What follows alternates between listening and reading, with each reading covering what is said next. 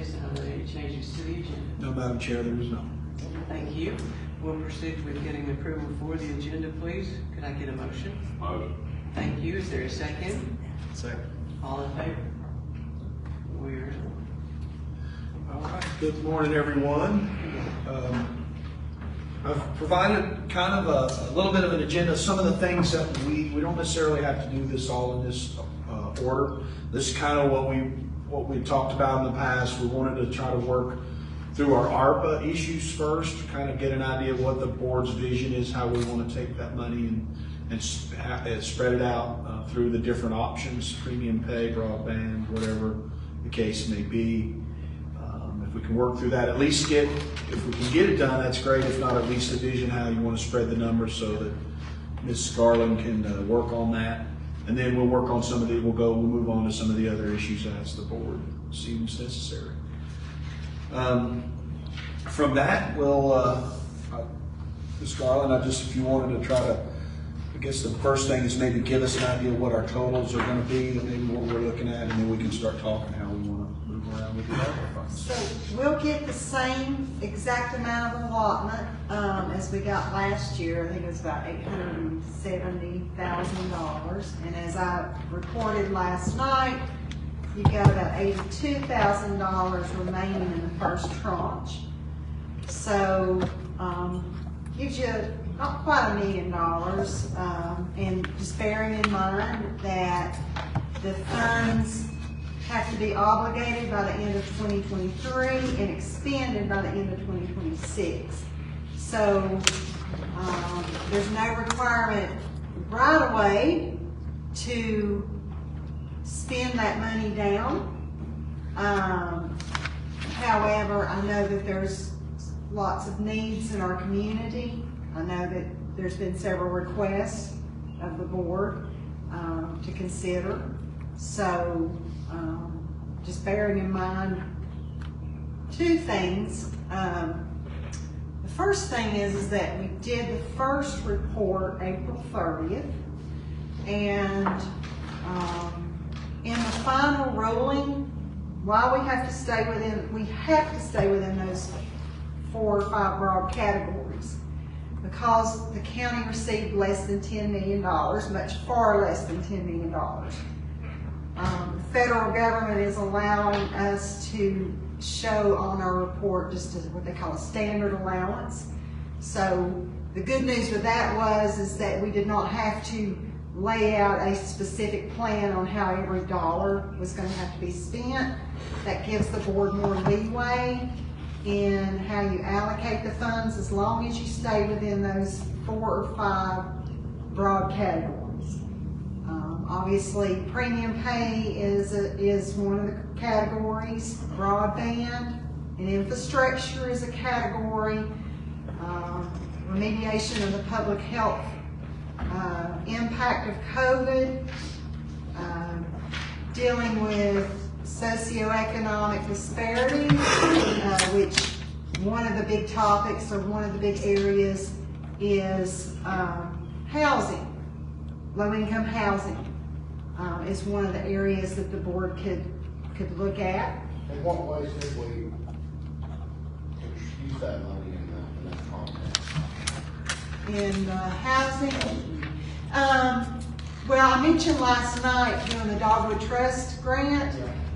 That grant is what they call an ARPA Advantage grant. So that grant is match money for ARPA money. So it doesn't have to be a dollar for dollar match, but they do ask that the counties put skin in the game. So we applied for $500,000 with Dogwood. They may come in with less than $500,000 and say, okay, you know, we'll give you this money, but we'd like for you to put the ARPA money in to bring it up to the $500,000. Our project, our CDB is a very obvious use of the ARPA money that could be used to help finish that project, to allow us to do everything that was in the scope of what the board laid out in 2018. So if we've got shortfalls right there because of cost increases or whatever, Absolutely, yes. CDBG for the new construction or the renovations. Do we have any idea What is our short? what our shortfall is? Well, we laid out to do 5 houses Yeah. and 4 or 5 major repairs. So we have, let me do a little quick math. So basically, after the admin costs and probably the project specialist costs, we're going to be looking at a little over $500,000 or between $500,000 and $600,000. Well, that would have done 5 houses and probably some major repairs 4 years ago. It's not going to handle it. So this will help us to make sure we get at least all the 5 houses, and it could allow us to do more than what was in the scope of the CDBG, because if you'll recall, there are people still on the waiting list for those repairs and for those homes. So that would stretch that money. The other piece is the Rural Development Authority. The board could allocate money toward the RDA as a component unit of the government to help to work projects like the RDA is doing. So there's a lot of opportunity there to help people with their housing situation. And we just have to really drill down. With your help, a lot of your help, Jason, to see what is the highest and best use and the path forward. Correct. The challenge too, Sure. 2 years ago and then prior to that, so between 2 and 5 years ago, the market was, you could kind of get an idea what your square footage costs are. Now it's almost impossible to figure out. Even dealing with the big architects I'm talking to, it changed almost 100% on the commercial side, just to give you a perspective on how much it costs. It's hard for us to know those costs without doing, and here's the problem, without doing a complete, say, a takeoff on a house, that'll change 30 days from the time you do that takeoff. And it's different if it, like used to when you would buy studs, it would fluctuate. You could still do a pretty good job of getting close. Here it's changing drastically. It's drastic. So it's hard to really know for sure what our shortfall will be. My gosh, I'm hoping that it stops soon. Actually, we don't have any way to forecast, or probably the suppliers don't either forecast how often they're going to change, because they can't even get a sense of the supplier, can they? They can't. They just have no clue Nobody has an idea. what and when is changing. That's right. And how much? It really, there's no way to track it. That's the challenge. That's going to be the challenge for us, to try to get close to what we really need to obviously finish what we started with the CDBG, if we put this money towards it. But we'll try to get as close as we can. And certainly we want to keep in mind the school project too. Yes. We definitely want to get that funded, get the trade training in place. And we know that is a project that's near and dear to Dogwood as well.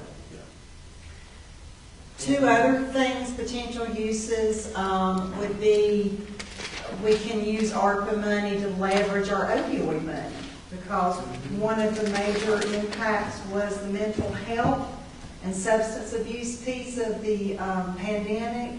So that money could be used as leverage to help with the programs that we've already started in the county, but also to launch new add-on programs, or to assist nonprofits that are working in this arena. For instance, Celebrate Grace. That money, ARPA money, could be used to help in that regard. And then a new piece. Yes, Celebrate Recovery. Yes. Because we know one of their most prominent needs is a step-down unit. Right. So where we don't have to put the people who've gone through the programs and made some progress back into the same environment they just left. Correct. Because we know what the outcome of that is going to be. Right. And I know several years ago that ministry was, trying to work toward obtaining property, you know, for some level of a. And they have some of Yeah. that now. Okay, that's cool, yeah. Mhm. And then, some new information I got yesterday is that the ARPA money can be used toward the cost of the Eagle View, what's that called, pictometry? Pictometry. You know, we had the county, a flyover of the county with all the high-tech, high-resolution 3D pictometry. The ARPA money could be used to offset the costs that the county incurred for that. So, you know, that was, I don't know if you saw that I in did. your email. I did. So I thought that was kind of exciting too. Because of the impact and the positive use of that for 911 services and our public safety to help locate people who may be in trouble. So those are some of the things that, just off the top of my head, would fit within the scope of that we discussed in previous workshops. What did we do for premium pay for the sheriff's department? We Did we do anything for the sheriff's department? we didn't. It was EMS and the health department. That was the only premium pay we did. That's the only premium pay we paid. The health department nurses. Today, we discussed it, we did. We did. The board had discussed the potential for the jail, sheriff, and dispatch Yeah. communications. And then you did a countywide allotment, that included the sheriff in the jail, the $1,500 per person just for the general impact. And the EMS did that too, they did. No, if they'd already gotten the first premium pay, they were not eligible. Or if they telecommuted or were not working after, I think you guys set a parameter of a period of time. Their initial pay was $25,000. Yes. Yes, that was the max. Then the nurses. Health department Right. nurses, that's correct.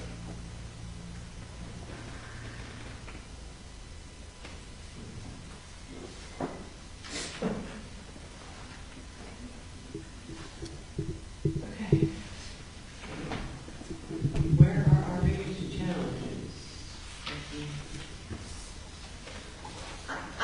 I'm speaking for myself and just as from the finance side, what I would like to see some level of support to, and I'm putting premium pay to the side because I think that's the board's, that has been talking about that, but if there's money left after whatever's allocated for premium pay, whatever the board decides, I would like to see us be able to bridge that money for the housing so that the folks that we allocated for that CDBG project, that the ones that would, at least the ones that were designated to get done, that we be able to make sure that those homes get built. And I would like to see the board, support in whatever capacity the substance abuse issue here in the county, because that's the great pandemic that people have forgotten about. And it rages, and it grows. it's never going away. It's like pricing that we were talking about. Yes. There's no way to corner it and no way to put a price tag. Right. We've got $500,000 in projects that we budgeted for 2018. That's going to be a lot more than that right now. Is there a restriction on the amount of ARPA money we can allocate towards the CDBG stuff? No, and when we did the grant application with Dogwood, they may or may not require us to match ARPA because the CDBG is standing on its own. But they did ask for, is there a percentage? And I came back and said, well, you might could do, 100 or 150,000. if we're required to. If they don't require it, then we're golden. That opens up more money for the board to allocate in other ways. How much When will money we do we hear have? from them? When will we hear from Dogwood? I hope within the next month or so. How I much hope do they're gonna we be apply pretty for? quick. How much do we apply for? Half a million. It's all gonna depend on, and they came back favorably when we were talking with them about the application. I think they're gonna do something for us. I may be wrong. I hope they will. They've been very good and generous to this county. I think they will. But I think they want to see, I know they want to see counties putting some level of skin in the game, whether it be ARPA, a mix of ARPA and other federal funds, or just ARPA money. So I'm hoping for $500,000 from Dogwood, and then we put in some level of ARPA on top if we need it. We'll see. When did that grant go in? Last, April? it was May the 16th. May the It was- 16th. We uploaded it last Tuesday. Okay, okay. A week ago Tuesday, I'm sorry. That was my beach project, since I had a nor'easter. No wonder you had. Okay. Couldn't do anything, it was, Uh-huh. had a nor'easter, but, so hopefully we'll hear soon. And I would add to a little bit of what we've also been talking about with what I've dealt with the state, with availability of broadband that helps the community. That's big across with some financial match of ARPA. So yeah, that would be looking at how to divvy it out between premium pay, sheriff, jail, communications, then the housing, CDBG, broadband, and then potentially the opioid crisis, as we do have a rescue coalition, would be some things too.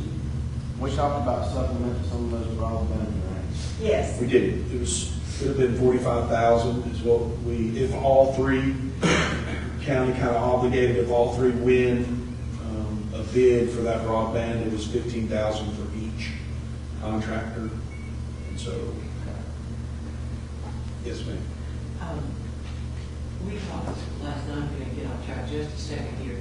We talked last night about writing a letter for the Hay Cooper Housing Development. Yeah. Could we please, if it is pleasing with the board, add the Sweetwater Housing Development into that letter as well? To get the reply on. Yes, because those people have just as bad a road as the Hay Cooper Road, and while we're writing the letter, we might as well, if we can get a positive response and get the two and at the same time, that would be great if the board agrees with that. Are you okay with that?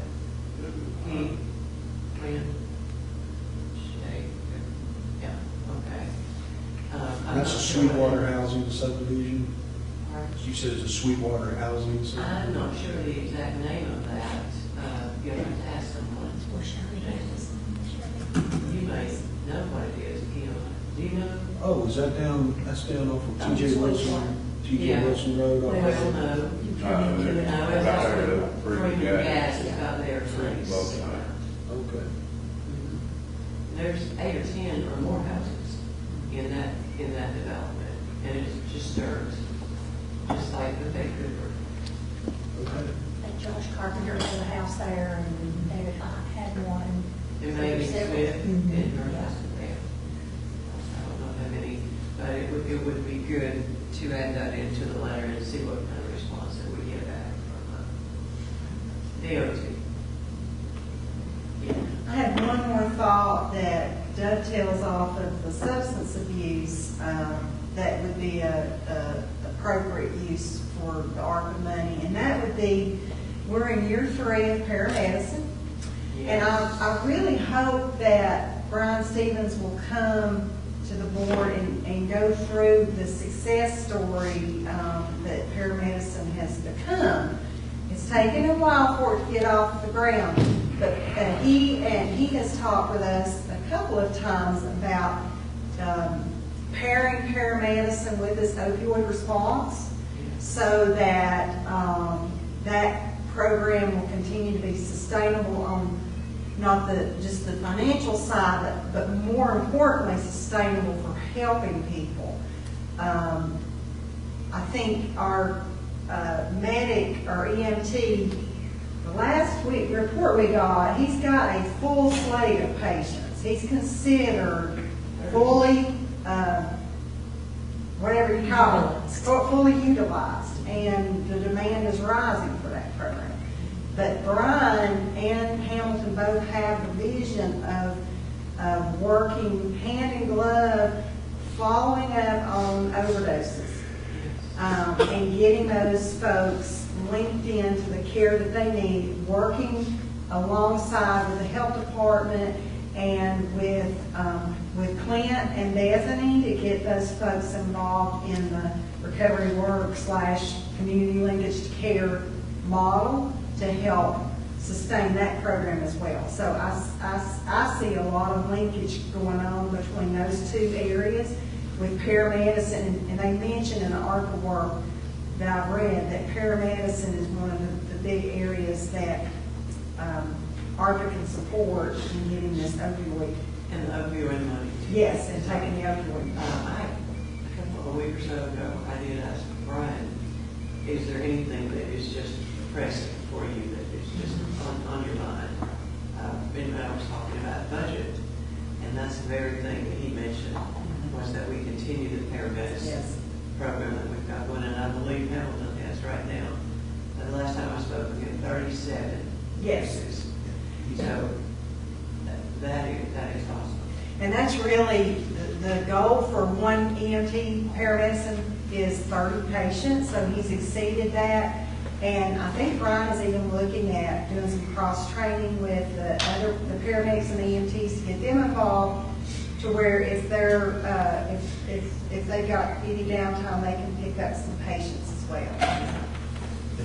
And another positive to that is, as the program was meant to do, it's worked its way to where the people that his regular clients now, instead of are calling 911, they're calling the paramedicine program, kind of freeing up not only communications time, but EMS's time for just driving down and doing blood pressure checks or whatever the case would be. Now they can just call them to do that, which is what that was also part of what it was designed to do. So it's such a plus all across the board. I am currently one of his clients. Yeah. I've got a melanoma on the leg that has to be addressed once or twice a week. He's been absolutely wonderful. That's kind of maybe I could do it, but I might not do it the way it needs to be done. When in fact, he's trying to do that stuff. That's what it's for. I'm very grateful for it. That's what it's for. So those are just some ideas.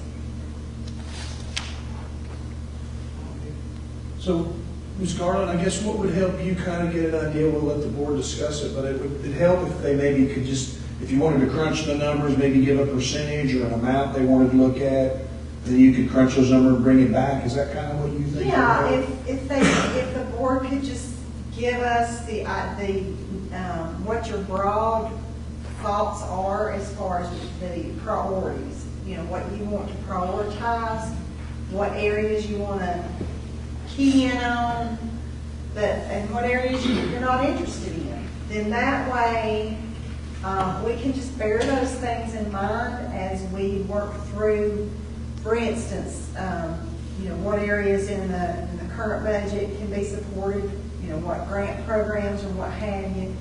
That way we got it in our arsenal when we're talking with folks. Like if y'all gives us a call, we can say, well, the board is, saying that yes, this is a priority, and we can give X number of dollars or a certain percentage of funds. And then as we're looking at grants like the community linkage to care, ARC grant for recovery work is done. So how do we keep those programs sustainable? That gives us the ability, especially Beth, she'll know she's got this much that she can use as either match money or that buys her a little bit of time to start seeking other grants as the ARPA money fades. Well, we talked about recruiting an individual a while back. Is that anywhere, is that going anywhere, is that a possibility for, mental health issues? Well, you guys did that, and see, that would be one of Are those we- usages, I think that was with the schools, kind of linkage with the school Could system. we use some of that money for You that? could, and then at least you would have that seed money for that program, and then give the public health and the school system that little bit of leg up to start seeking other funding in other areas. Have we got anywhere with that situation? Have we got anywhere? I don't know if we have or not. I think they were supposed to get back with us, was they not? And let us know about, I think they were going to have another meeting, and they were going to determine what scopes or avenue that they need to go for resources and stuff to be able to, because I know we talked about the Appalachian, you know, they were bringing hopefully people on board. and stuff. Exactly, because they've thrown a lot of money at this office up here to try to I get think that was one of the things we were waiting on him to report back as how they would have decided they wanted to do it. And while we're talking about the school, once again, the responses from the kids, their most important concern is the drug abuse. And then in tandem with that is having no place to have any recreational activities. So to me, that's really close to the top of the list. That's our kids. And talking with Southwestern Commission once again about go back to the park because we do have some eyes on that right now.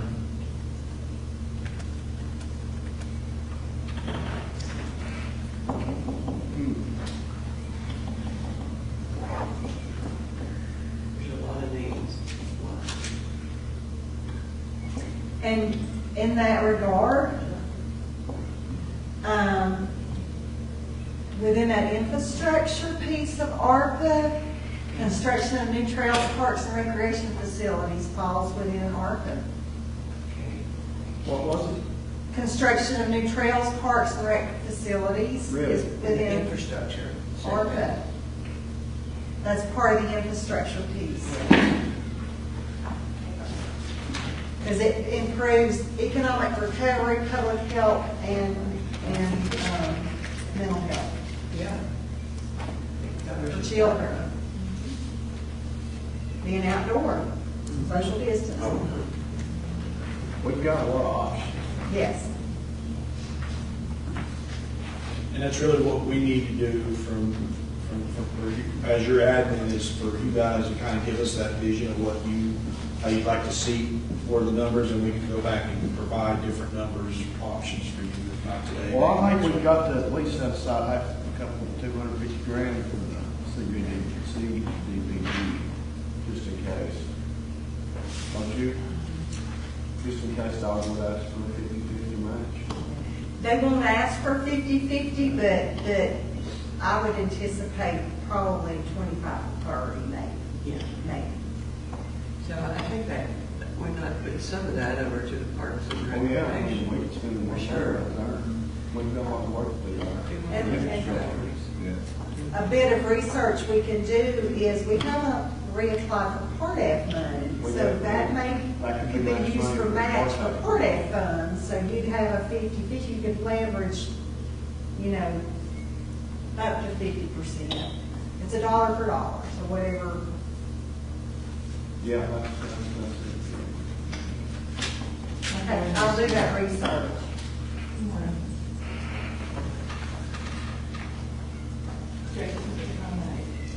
I had spoke about putting just a little bit of updated information for you guys from December for our pay scale study. So I got that together and I'm going to provide you for your meetings this week and next week.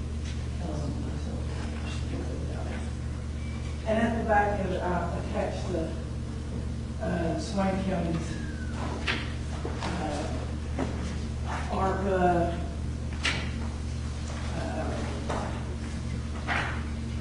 emergency services, whatever. Just for y'all's, kind of close and highlights on that, if I can. The only thing that changed within those pay scales I had told you originally in December is that Jackson County was going through a pay scale study, so the results of theirs is reflected in those numbers. And Swain County was looking at, not really a pay scale study, but they did settle on an ARPA policy, which that's what's included in the back of that is that policy and what they are doing their essential employees.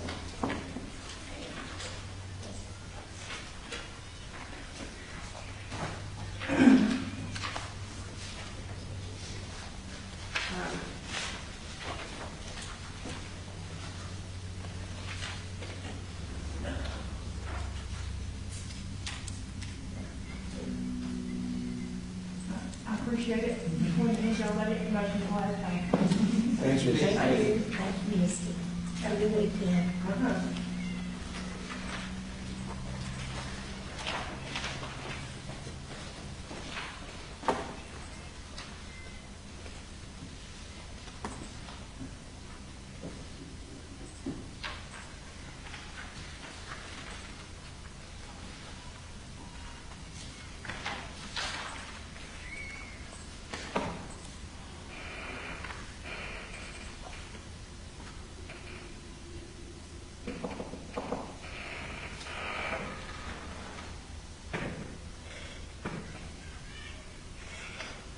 So do we need to just come up with our, everybody need to come up with their own list of priorities, Priorities. money, and then just kind of mesh it together and And see what then- comes out of it? I think that's a good idea, that's what I was thinking. I can come up with a good, You ready to go? I'm ready to spend some of this money on something good. Top 5 priorities or fewer? What are you thinking? If you want to put dollar sign with it, stretch it as far as you want to. $952,000.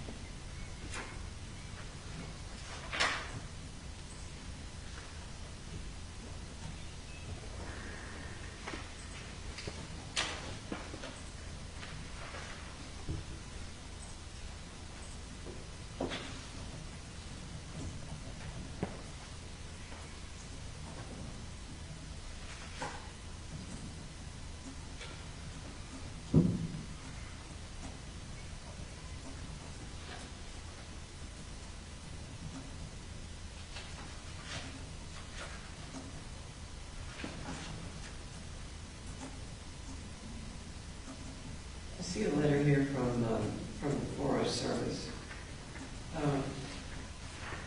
If someone can refresh my memory exactly what services we get from the Forest Service. The MC, Huh? is that for the MC? Yeah. Yeah, that's your Well, private line fire protection, town stuff. Lopping stuff, private lines, front, that's my house. right, yeah, okay.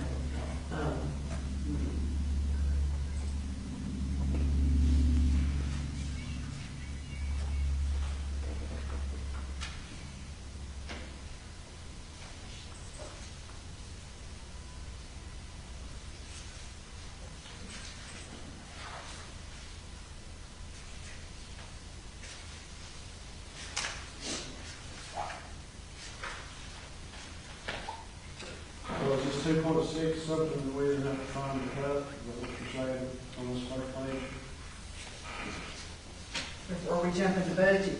I'm just curious, I haven't asked. I'm gonna sit here. You saw that number too? Yeah.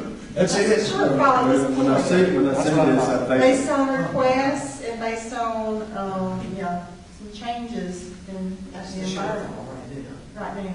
That's the biggest today. That's correct. I told you last year when we came in even and in a surplus a little bit, that you'd never see that again. So I gave you an easy out last year. Now you have to work for it. Too bad.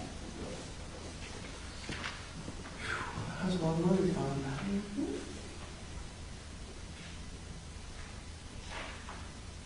Kind of a lot of things that, well, I know the economy we're in, but things that states pushing on us, states are pushing on schools in a big way.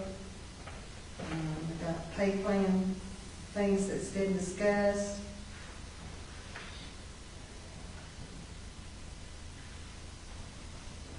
State's pushing and then they're cutting funds. But yeah, they got a huge surplus.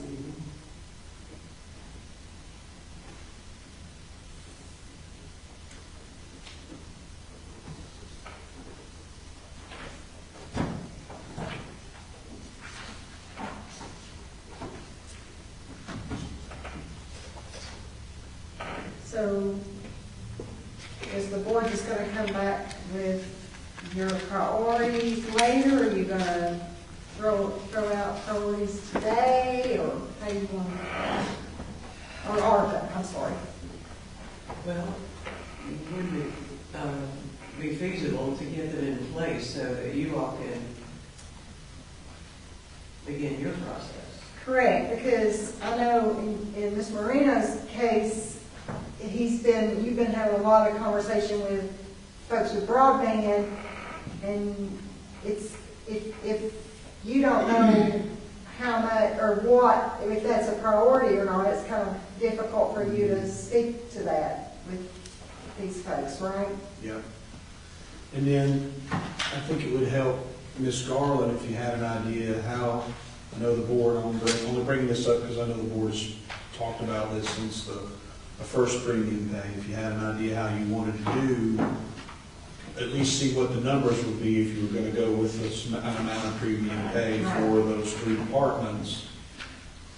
Then she could take that number and then see what would be, you could put towards those your other priorities. Correct. That would help her crunch the numbers and then come back to you and present it to you as X amount of dollars premium, X amount of dollars broadband, CDBG, housing, that sort of thing.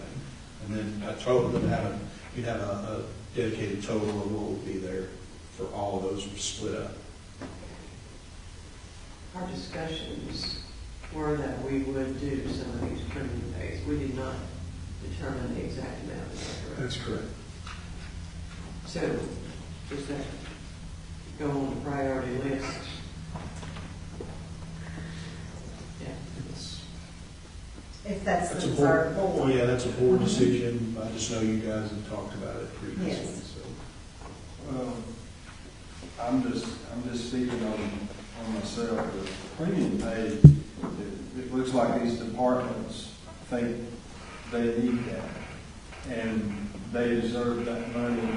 They don't think about the ramifications when the money runs out. What happens then? And the rest of the budget. That means the taxes is going to go up. Somebody's got to make a difference, and I can understand, some get an increase, but some of these amounts is kind of ridiculous that they're wanting. And I understand, they see the dollar signs and they think that money is just designated just for them. But they don't understand that there's other categories that the county could actually use these to benefit other things in the county to help the whole county as a whole, instead of just a few people. And to me, I think it needs to be where it can actually help throughout its, helping with the renovations of the homes and actually helping our elderly people that needs it, that can't afford these our rate prices that's went crazy. And also, you know, the addiction program, Debbie gets to help maybe get it under control.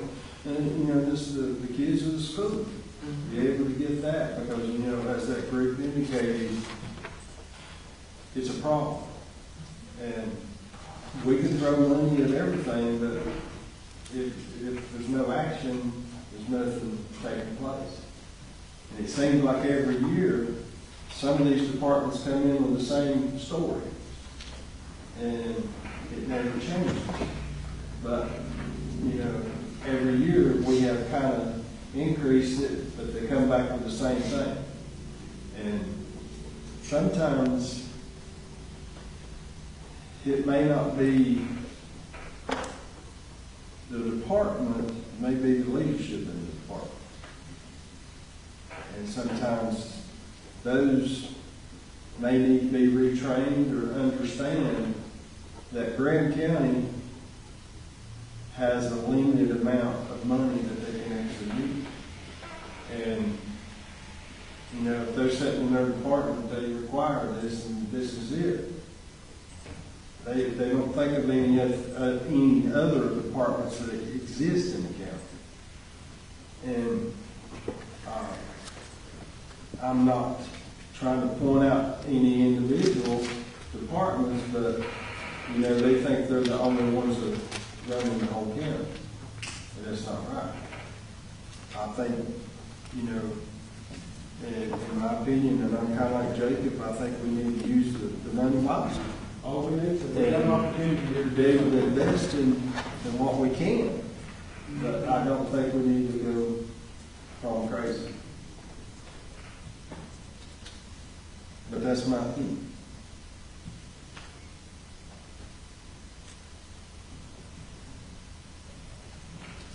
Do you want it spelled out right now today, or would you like it in the form of an email by the end of the weekend? Do we need to come to a consensus as a board, I guess? Instead of just sending a bunch of emails? It would really help in order for us to crunch the numbers, just to kind of get your priorities and where you'd like to see it go. And an email would be great, whatever the board would like to do, and that would give her an opportunity to see where that money's going to go for each priority and see what the total is. Well, personally, I'd like to set aside $125,000 for our CDBG, $250,000 for the part-time match, $45,000 for the broadband.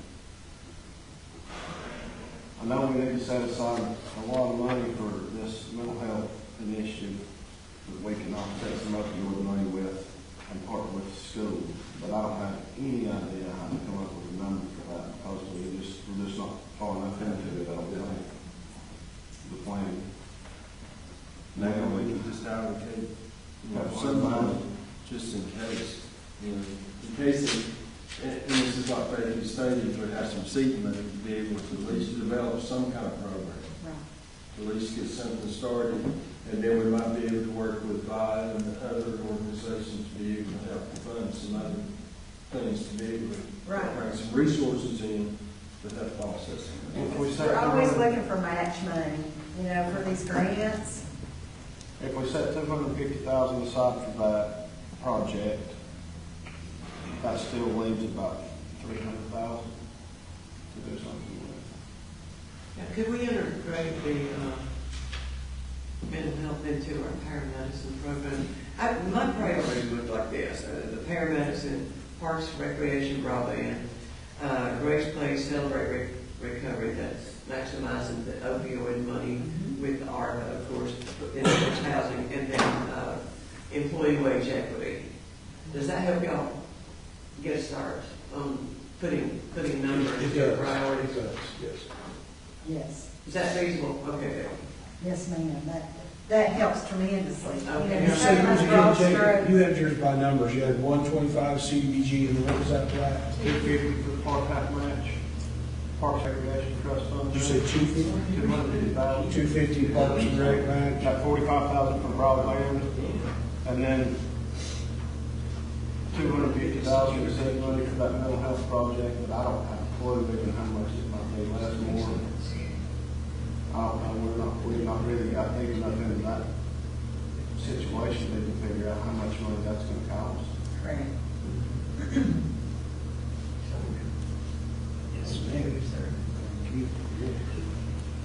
And I don't know if there's any, That'll help. this board for the premium pay again for, This is huge. I don't, to me, I don't think premium pay is the answer. I think we can adjust the pay over a period of time.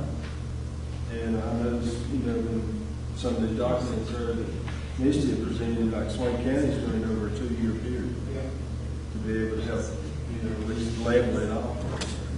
so it says, look, you still call it, for still do premium pay, you still put a lump sum. Yeah.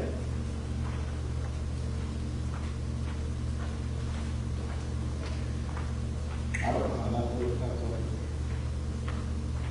And that's something that I guess y'all can kind of figure out how, if you want to do it for a couple of years or do it 1 year, we're going to be in the same cycle as we are next year, trying to find the money to help pay for what we did this year. Right, and that's something that, I mentioned, we got a department head meeting, as I had to say, okay, ARPA's not the magic bullet to get wage rates up long term, because ARPA money's not sustainable. How do you sustain your budget? We have to create a pay plan or wage plan that we're working towards systematically. But we can't just say that ARPA is the magic bullet, because it'll fix it for 1 year, but it won't, or maybe 3 years, but it won't fix it for 10 years down the road when future boards and taxpayers are going to have to figure it out.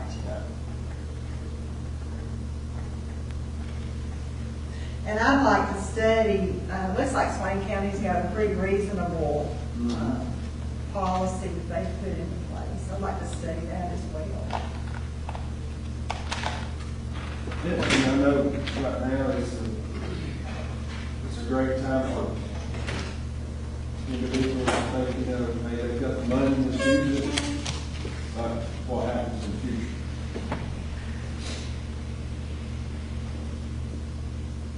I maybe get to that age where my tax rate may be higher than what I'm got coming in. Fixed income. If I decide to retire. That's really what's hard on those fixed income people when you start talking about raising the taxes or something to that effect, because their income doesn't change. That's taking more money out of their pocket. Well, yes, over the years, and I had never realized this until one of the individuals that talked about it, but he was talking about, he tried to hold on to his property for years and tried to pay the taxes on it, but as the taxes goes up, he has to sell some of it off to be able to survive. Still survive. And then he said, eventually, he said, I'm going to lose everything I've got because I can't afford to pay the tax. Can't pay that. That's it. That's it. This is, yeah, Jake, if you don't mind, if you would send, I've written yours down, but just, send it in an email too, if you don't mind. And it can be, as long as Ms. Garland, unless she wants to do it now, I think this is a good way. I've got Connie's, I'll give you a copy of that. Yeah. I'm sorry, it's yours. Yes. You got, and then, and that'll give you some time. We want to let you play with the numbers, right? We don't want to try to do it We don't today. need to make any final decisions Today, today. okay, good. It's more about your priorities. What do you as a board want to see, how you can improve the standard of living for the people in this county? For all the people, not, including employees, but also our citizens. What are things, I know, like it was mentioned last night about the kids in the parks. How can this money be best leveraged to improve the standard of living? And I think just by y'all giving us these broad priorities, that gives us a lot to work with at this point. Good. I think what I'd like to see, if it's pleasing to the board, and if it's good with Ms. Garland, if a week would let her have time to put this together, maybe at the next budget meeting next week, we put a spreadsheet in front of the board, each member, and let you see where those dollars are going, and then maybe you could rack and stack from there. And Does that let's sound talk like? about impact. Yes, and value. And what the effect would be. What is the effect? I mean, you know, we can make people happy and affect one person. We represent everybody in this county, and we need to represent everybody in this county. So to me, that's extremely important. Would that give you a week, and would that give you plenty of time? Okay, great. I mean, everybody That's here pleasing knows to the board. my philosophy has always been think long-term, and this is money for an investment to me. It's how are we going to invest that will reap rewards and benefits The most people. think about our young people. You know, if we can get them involved in things to prevent them going to the whoever's milling the pills out, giving them something to look forward to, something that they can that 20 years from now they can say that made a difference in my life. I know I won't be here. I hope I'm still on the planet in 20 years, but I won't probably be sitting here in 20 years. But I want to be able to say that we made a difference for the people, Certainly. all the people.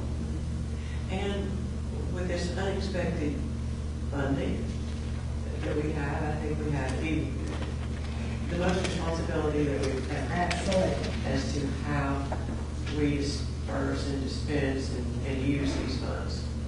I feel that way. One of the things, you know, when each department see this ARPA money's come down, they're looking at other counties and how much they have received. They're not looking at how much Graham County received. Correct. These other counties received a whole lot, and we've not received as much as they have, and they're basing their figures on what other counties are doing with that money, and it's not fair. I mean, you gotta compare. This is what we get, even though these other counties are getting a whole lot, they can afford to take it, and they got a bigger tax base. They do. They can afford to do They it. all have a bigger tax. Talk about inequity. We can, you know, and it's, you know, and that's where it's me, is I just hope they understand, you know, we can't just take and just sign a check and then say, this is it. Somebody has to pay for that Because check. another county Yeah. can do it. And it's a good idea. I mean, it's prudent, I think, to, you know, get some public input to say, this is what the board is seeing as a priority. You know, what are your thoughts as the public Absolutely. as to, you know, how you would feel or how you would think, is this a good investment, wise investment? Because it's not property tax dollars, but it's mine and your income tax dollars that are funding this thing. So the public has a stake, and, you know, they need to know that they have some say-so or some input. I guess. Influence. Yeah, input, yeah. Their opinion matters. Yeah, and and I'm glad, Mr. Cody, you brought this up about other counties, because this even magnifies the inequities that counties like Graham County have. They have, to me, the money should have been more front-loaded to the hardest Yeah. hit, highest poverty counties, instead of just taking some formula based on population or, you know, however they came up with it, because other counties have much richer tax bases, and so they've got funds to help remediate. Without the ARPA money. Without the ARPA. Without, they don't need, Mecklenburg County, they don't need $1 of that ARPA money. No. I mean, yeah, they can use it, sure, but is it a critical part of their budget? Their budget is very healthy. Right. Their fund balance. I think that, like you were talking about Buncombe County, they advertised to see who needed the money Yeah. in the county. Exactly. They didn't go through and say, well, we're going to allocate this. They advertised who needs this. Right. That's what they did. We can't do Well, we know up front. I mean, we've got an idea of any number of needs that we can apply these funds to. The needs are plentiful Right. in our county. Right. that. Because every step you make or every door you turn, there's a need. Certainly. And you gotta figure out how you can help, but you can't solve the problem. Mhm. So I appreciate the boards being so diligent and thoughtful about this and not just, saying, okay, well, we're just gonna handle it all today. And I really appreciate the depth of the concern and thought that this board is putting into this. Thank you, Becky. Kim, Jason, it's serious. Yes. It's heavy. I don't think there's a person up here that takes this lightly, and I know there's not. And, the state treasurer was very clear, and the School of Government was very clear with us early on that this is a once-in-a-lifetime opportunity that counties have, and and they have emphasized over and over and over is think through the process to where you can do the greatest good for the people. A comparison might be these premium payments versus a park in existence. The premium payments might last a month, they might last a week, might last 2 months. But a park for kids to play and have some activity, hopefully many, many decades. So the impact is incomparably different. So those are the types of things that I feel like that we must look at. Very good. Yes, very good. I do appreciate as well the discussion. So, Ms. Garland, I think we've got a good direction Yes. to go in on that. Unless there's anything else to discuss on HARPA, we'll move on. We'll just see if anybody needs a break, short break, because I do. All right. I'm going to step out in just a About minute. 10 minutes? I've been drinking coffee. We will. If not, that's okay. I've got, No. some I'm going to topics. announce a 10-minute break. Okay. There's topics there for us to discuss. You know what, that's exactly what air conditioning is. Give me the snippet.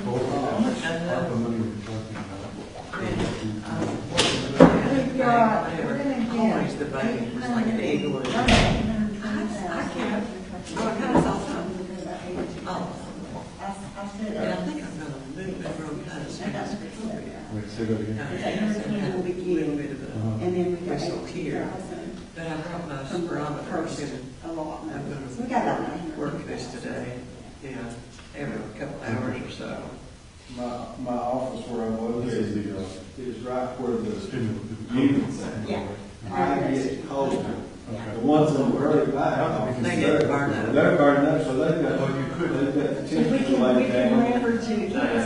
Your breathing. I got my vent covered up. Yes. So it's still cold. It's still down there. It's got the Dogwood Trust money she's gotten, and there's another grant, so we can extend grants, we can take the money and use it for match money, or we can toward new grants, or to supplement shortfalls I and think things. it's to give it up. Yeah. We told them we would. No, So this would be like, put this money here and then take that money Was it and put it somewhere else. This is like, really? yeah, just, and then you wouldn't be able to, that we wouldn't be able to do They're grants. right.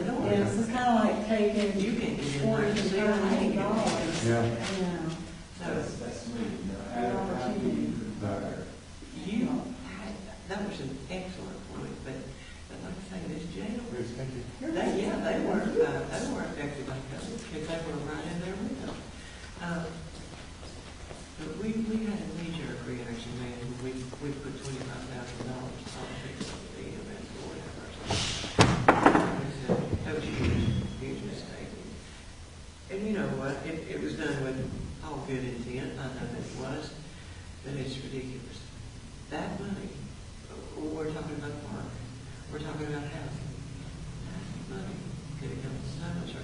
guarantee you, there's not three of them got a dime that's got more than a dime of the money left. No, they don't. It's just gone. And that's the way the rest of this will be up here. And not only that, that jail lunch wants to lean on us. And I don't appreciate that. I don't like it. And if you want to get me turned in an opposite direction, keep doing that. Because it'll happen. Yeah. But if we agree to give them $2,000, I feel like we do right now. We just adjusted your budget $100,000. Well, I'm not prejudicing you anyway. The dad claims there's not a lawsuit against us. What idiot, I mean, are we a bunch of me, I, myself and I, must be. Oh my gosh. I agree. And then we've got people making, what, $10 an hour? This employee equity. That's a huge risk. How can they not earn? How can they even get to work? With $4.69 a gallon again. What we did, we looked at our budget, and I broke it down into 7 sections. Good, okay, maybe you can share that with me. And the 7 sections is broken down, and then I gave them 4 tiers. Those individuals, they can go up different times for their questions.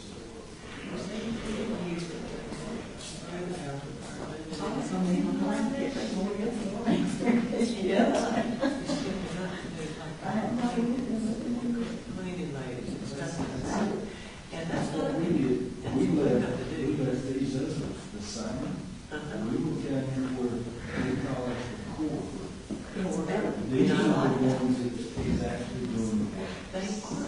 Oh, yeah, he said those chips up there is gluten-free too, those nut thins or whatever they're called. We just, their pay, make sure that. That's exactly what you share that when we get into discussion, okay? I should. We've been through that. Baby Ruth's. You know, we got to get some snacks.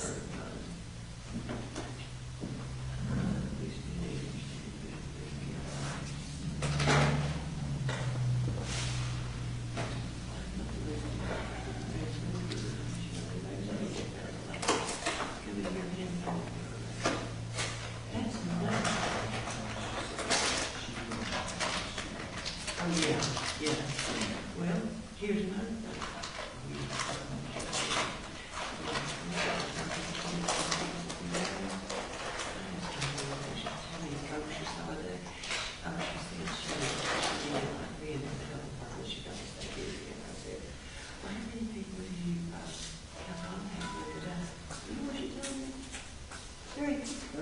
Are good? We don't know. What's sesame ones are really good. I bought some gluten-free. They don't do. Better. Yeah. They don't do half of things that. Like more and more people getting So what if they gluten-free. I mean, they are getting Why are you gluten. still having So so meat many that we grew up with, you know, that we were eating today, Yeah. it's really bad for you. Because nobody knows what they're doing. Pure sugar and. They said that if you go in and you get a slice of whole grain wheat bread, you might as well be eating a baby Ruth. And so you think you're doing healthier by eating. You might as well be eating baby Ruth. Wow. This is not really. I don't eat that much bread anymore. It's not good meat. Yes, and I don't like that I eat the bread. Now, I thought we had any biscuit at now. I'm not some biscuit. Huh? What you have? I had me some cheese and crackers. Cheesy, right?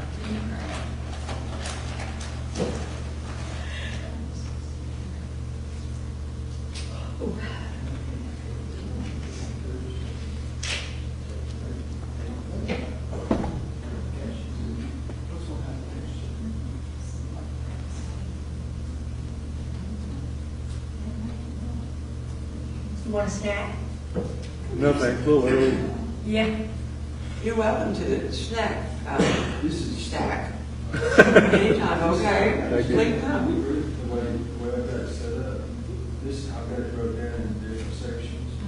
And when we adjusted the pay, we didn't bother anybody below this right here. We went to this section here, we made the adjustments because, the base pay we had was like 12.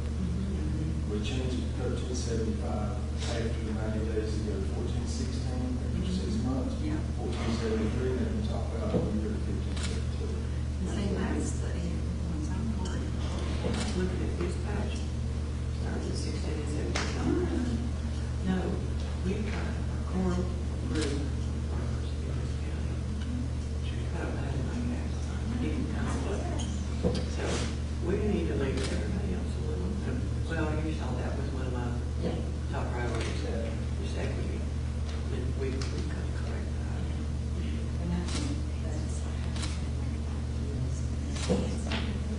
I mean,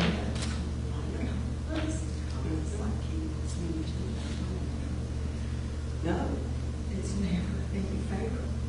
no, it isn't. It is in favor of the higher paid employees. And the lower, no. You know, I think we're gonna use it. It's hard enough, it's hard enough. I'm not. I am not. I like this scenario that he's got right here. That looks good to me. Mm-hmm. Yeah. And their gas. To come to work. Yeah. How do they buy gas to come?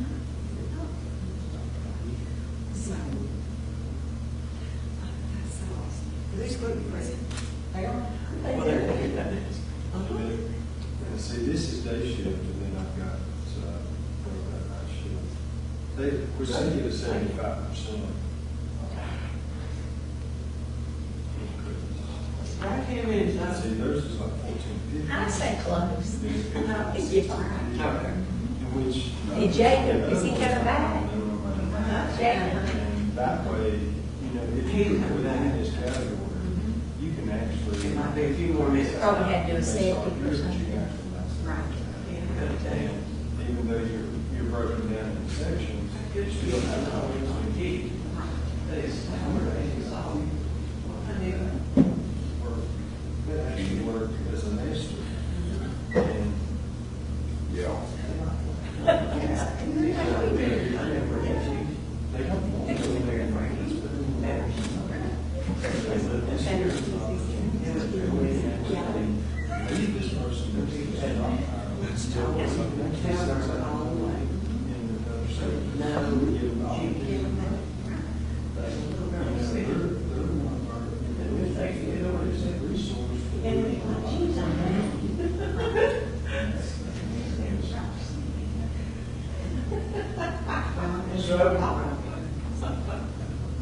He really is like.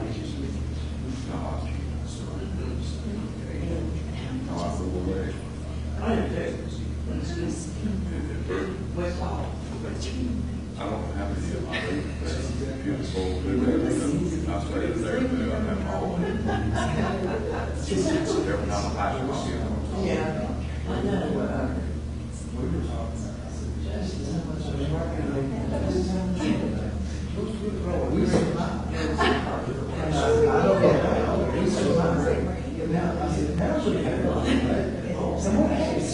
I said, why? She said, well, you know, great grandchildren, great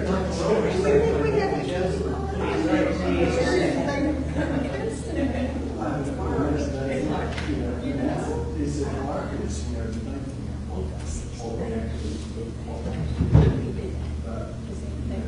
if you're within your means, you're going to stay. Yeah. Get this increase. Exactly. It's like this. It's like the buddy. It's like- That's it. You just Instead of just counting on that. And I'm gonna do that.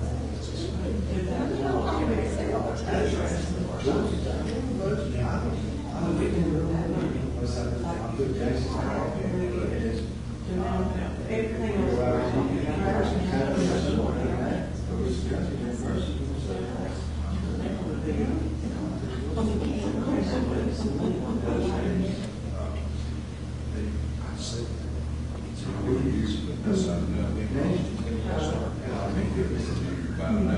We all heard the same. I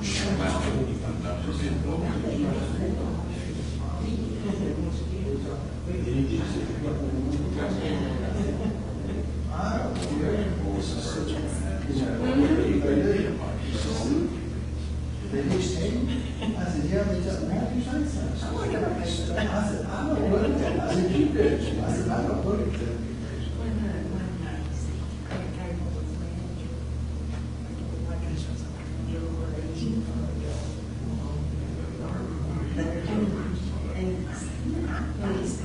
I'm worried about this budget. I live, breathe, sleep it, dream it, okay? So, you know, checks are in the closet. I'm just, you know, every one of them.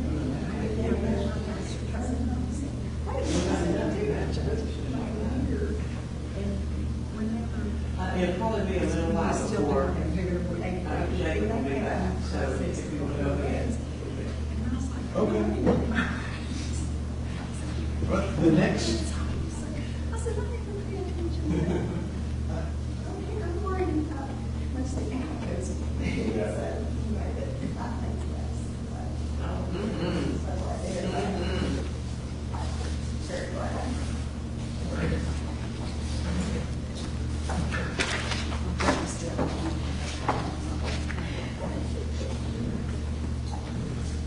I think the next thing on the list is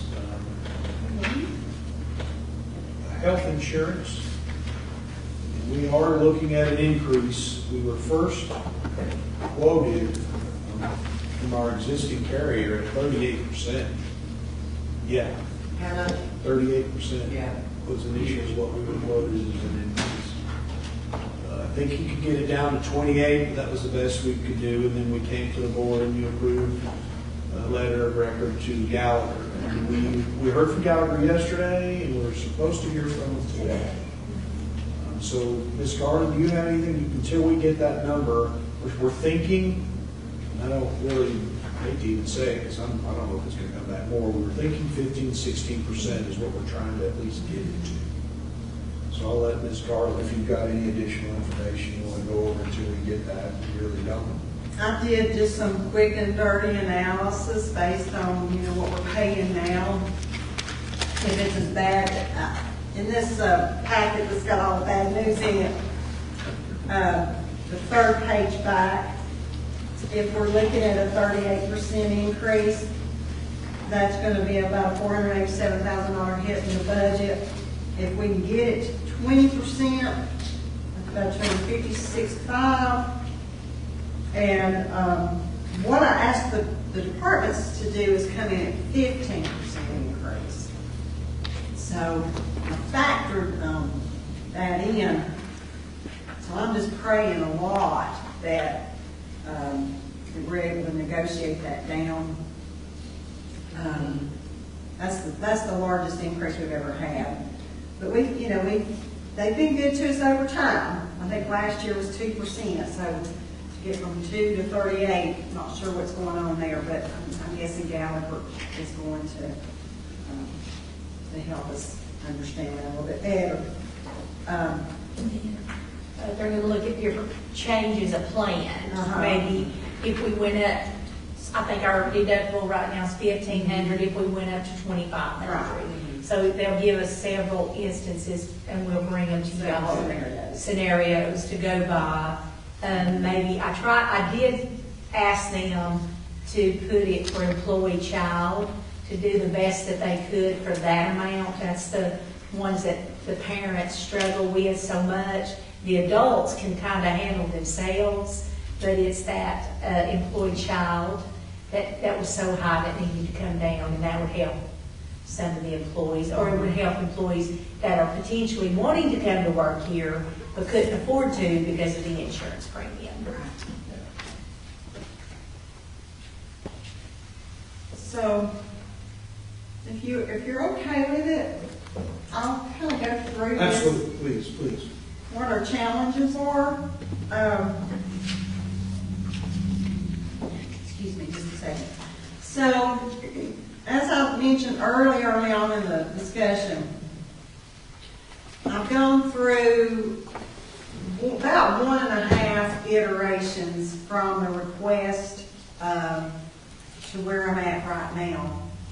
But this is the big rocks, and I just want to make some comments as we go through the list, just for your consideration.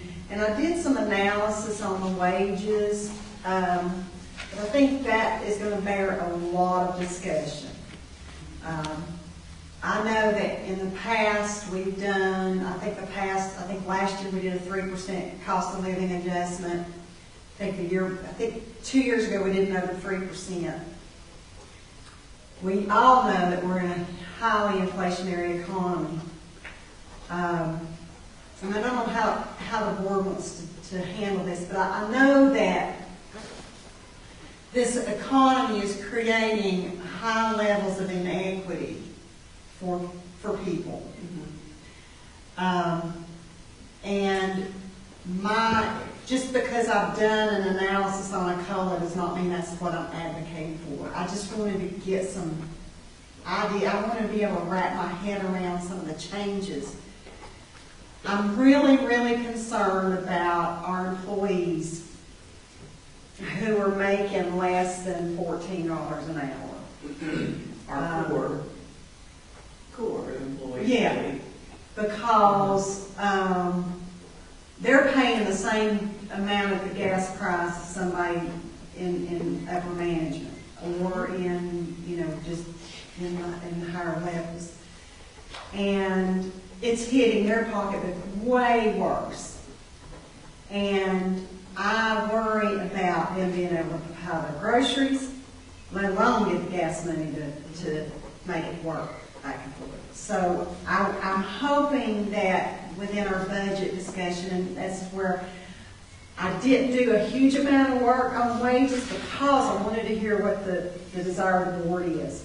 I don't want to just go in and do all this analysis and then it not be hitting where your heart is. So I hope that we can do that. I know there's been discussion throughout the fiscal year about, I know the public safety sector has come and spoken with the board.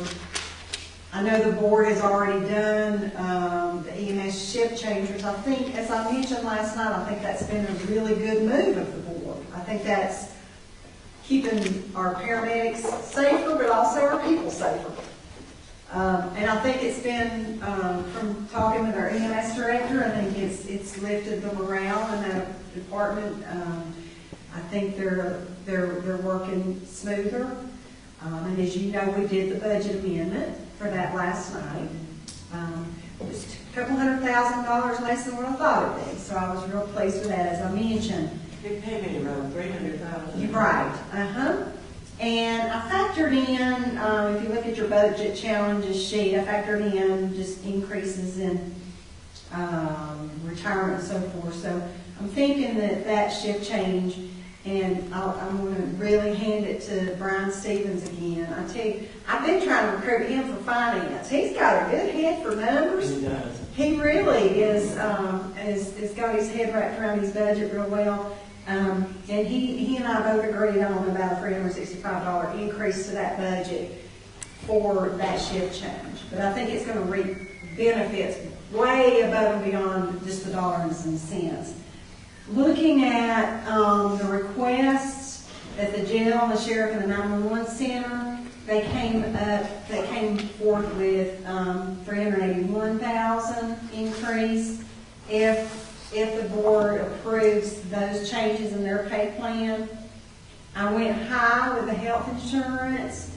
Like I said, in that third page with the $487,000 increase for the health insurance, hoping that's going to back itself down. And then our retirement rate has gone up again. It's about a 6.5% increase, so that's about a $50,000 hit to the budget. So that's at 23 plus now? The retirement rate, it's 13% for general government and 14% for sheriff. Okay.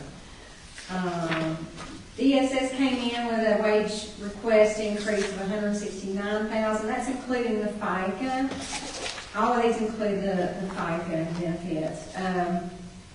Then other departments, I just lumped them all into one category. Got a $286,000 request for increase in wages. Again, I think this is an area that the board and myself and Mr. Marino and Ms. Kim are going to have to spend a lot of time on as we go through the budget. I've added about $100,000. We've been budgeting $50,000 a year for legal fees. I've added $100,000 to that. The schools have come in with a $500,000 increase request. We'll talk about that. They've asked for an additional $100,000 for capital outlay. We discussed that. The library has come forth, and I'll go through that in more in depth here in a moment. $35,000. And then just impact of higher fuel costs, higher supplies costs. Kim can attest to how much our supplies have increased. Everything from custodial supplies to medical supplies. Of course, in with that is also our increases in inmate housing costs. Just to give you a comparative, last year we spent about $80,000 in inmate housing costs.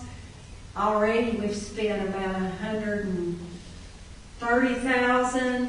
I anticipate that to be up to $165,000 to close this year out. So I think 1 month, I think either for January or February, our inmate cost for housing was over $20,000.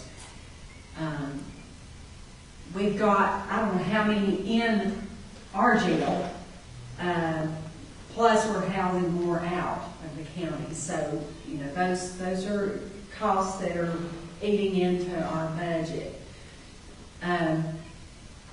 If you look at the second page, you'll see again just kind of how I lined it all out. This is just the salary analysis, just to see what our additional costs would be. As I mentioned, the public safety, sheriff, jail, and communications, sheriff's asking for about $165,000 more in wages. Jail's asking for $111,500, and then communications, from what I'm going to have to get back with Misty, but what I'm calculating is about 40, so it's about $316,000. To pick up those additional wage costs, plus the benefits, you'll see highlighted in yellow, it's $381,000.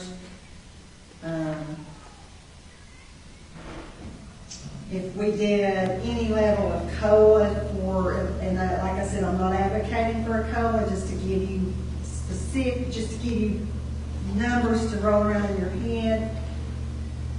If you gave the rest of the county, exclusive of those changes in their pay plan and COLA, you'd be looking at $554,000. A 6% COLA would be $727,000.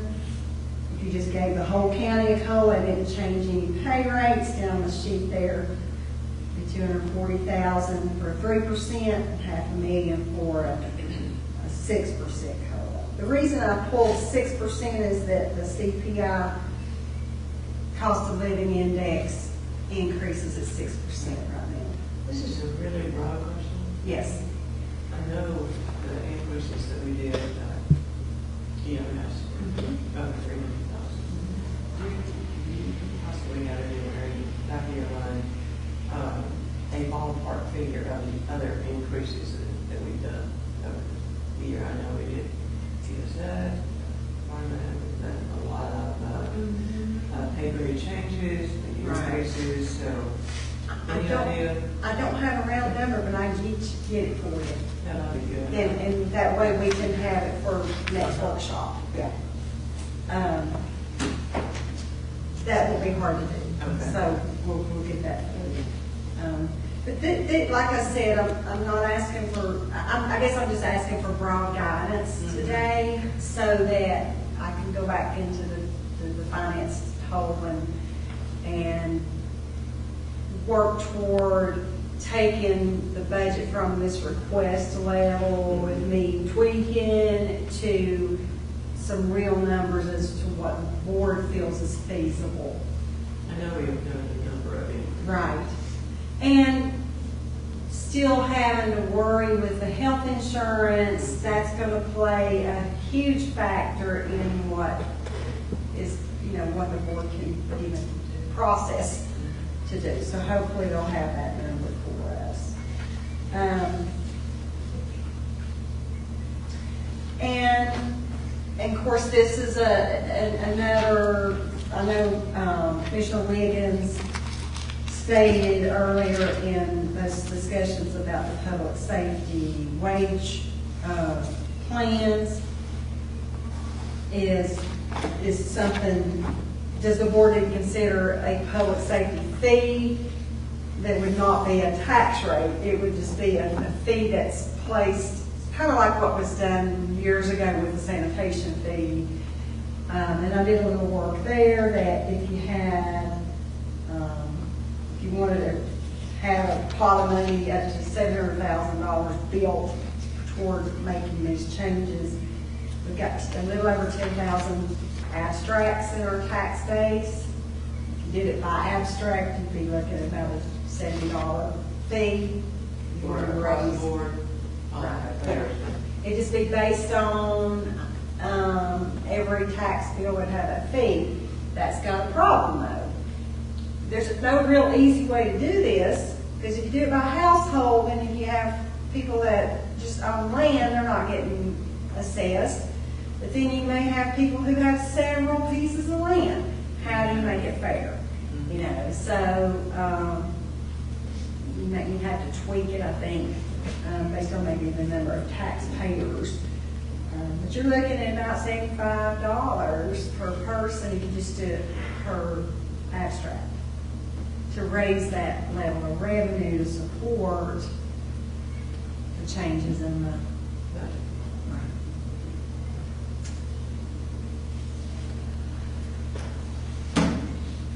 So I don't know, again, that's something I think the board can be wrapping their head around for this time next week. And if you would like, if it's okay with the board, because this is going to get us into the schools, we could maybe discuss the schools and the special appropriations. If you're okay to move forward, or you want to talk about wage structure first.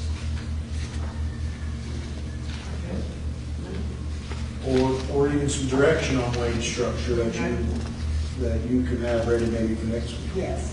Yes. I've been talking to Lynn a little bit, and I'm very interested in, I guess I'll tell you this, how if you would share those, please. What we did was, we actually restructured ours. We call it the corporate.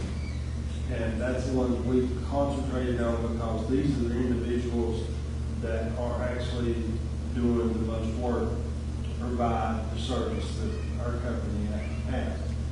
So we worked on them, and we didn't adjust anybody beyond a certain level.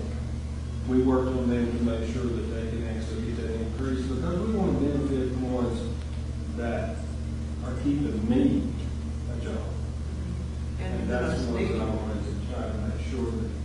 And so what we did was we wrote it down. We have a base pay to come into 3 months, they get evaluated, and go up.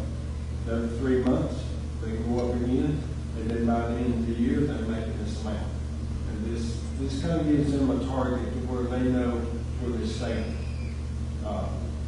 Before, if you were hired on, this is what you made, so be it. So this way kind of gives you a little bit of a target to where you can actually, step. And once, if you get hired in, you've got 3 more steps you can go. You can actually. So what's your beginning number? The beginning hourly number? Yeah, well, our base pay was $12.12. We changed it to $13.75, and then within a year, they could be making $15.32. So what we did was we went through, and it's like a 3% increase, and then I think the last increase is like 4%. That way, they get an increase each time we go.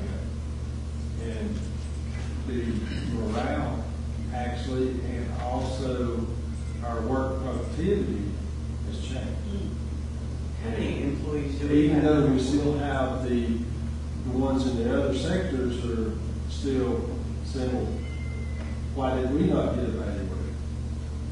You will, but we need these individuals to understand they're our workforce. And they're our main goal. They're the ones that's making sure we have jobs. Even though you may be an operator or some sort of tech or whatever, we understand where you come from, but we want to make sure that these individuals are happy. Because if they're not happy, you don't have a job. And that's just point blank.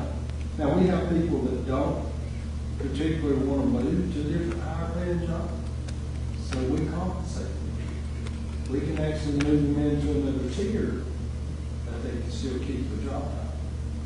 That way, this individual, if they're hired every day, their attendance is great, their work performance is good, they like where they're at, so good. But we want to take and make sure they understand we appreciate the longevity time that they've been here. We thank them for it. And so we have methods where we can actually, bring them up to where they can be making pretty good money. And I'm just going to just let you know the average pay for Beasley is nearly $20 an hour. And there's some that makes more than that, but the average pay is not $20. The average pay for this county would be interesting for the entire county. Any numbers on how many employees we have under $14 an hour?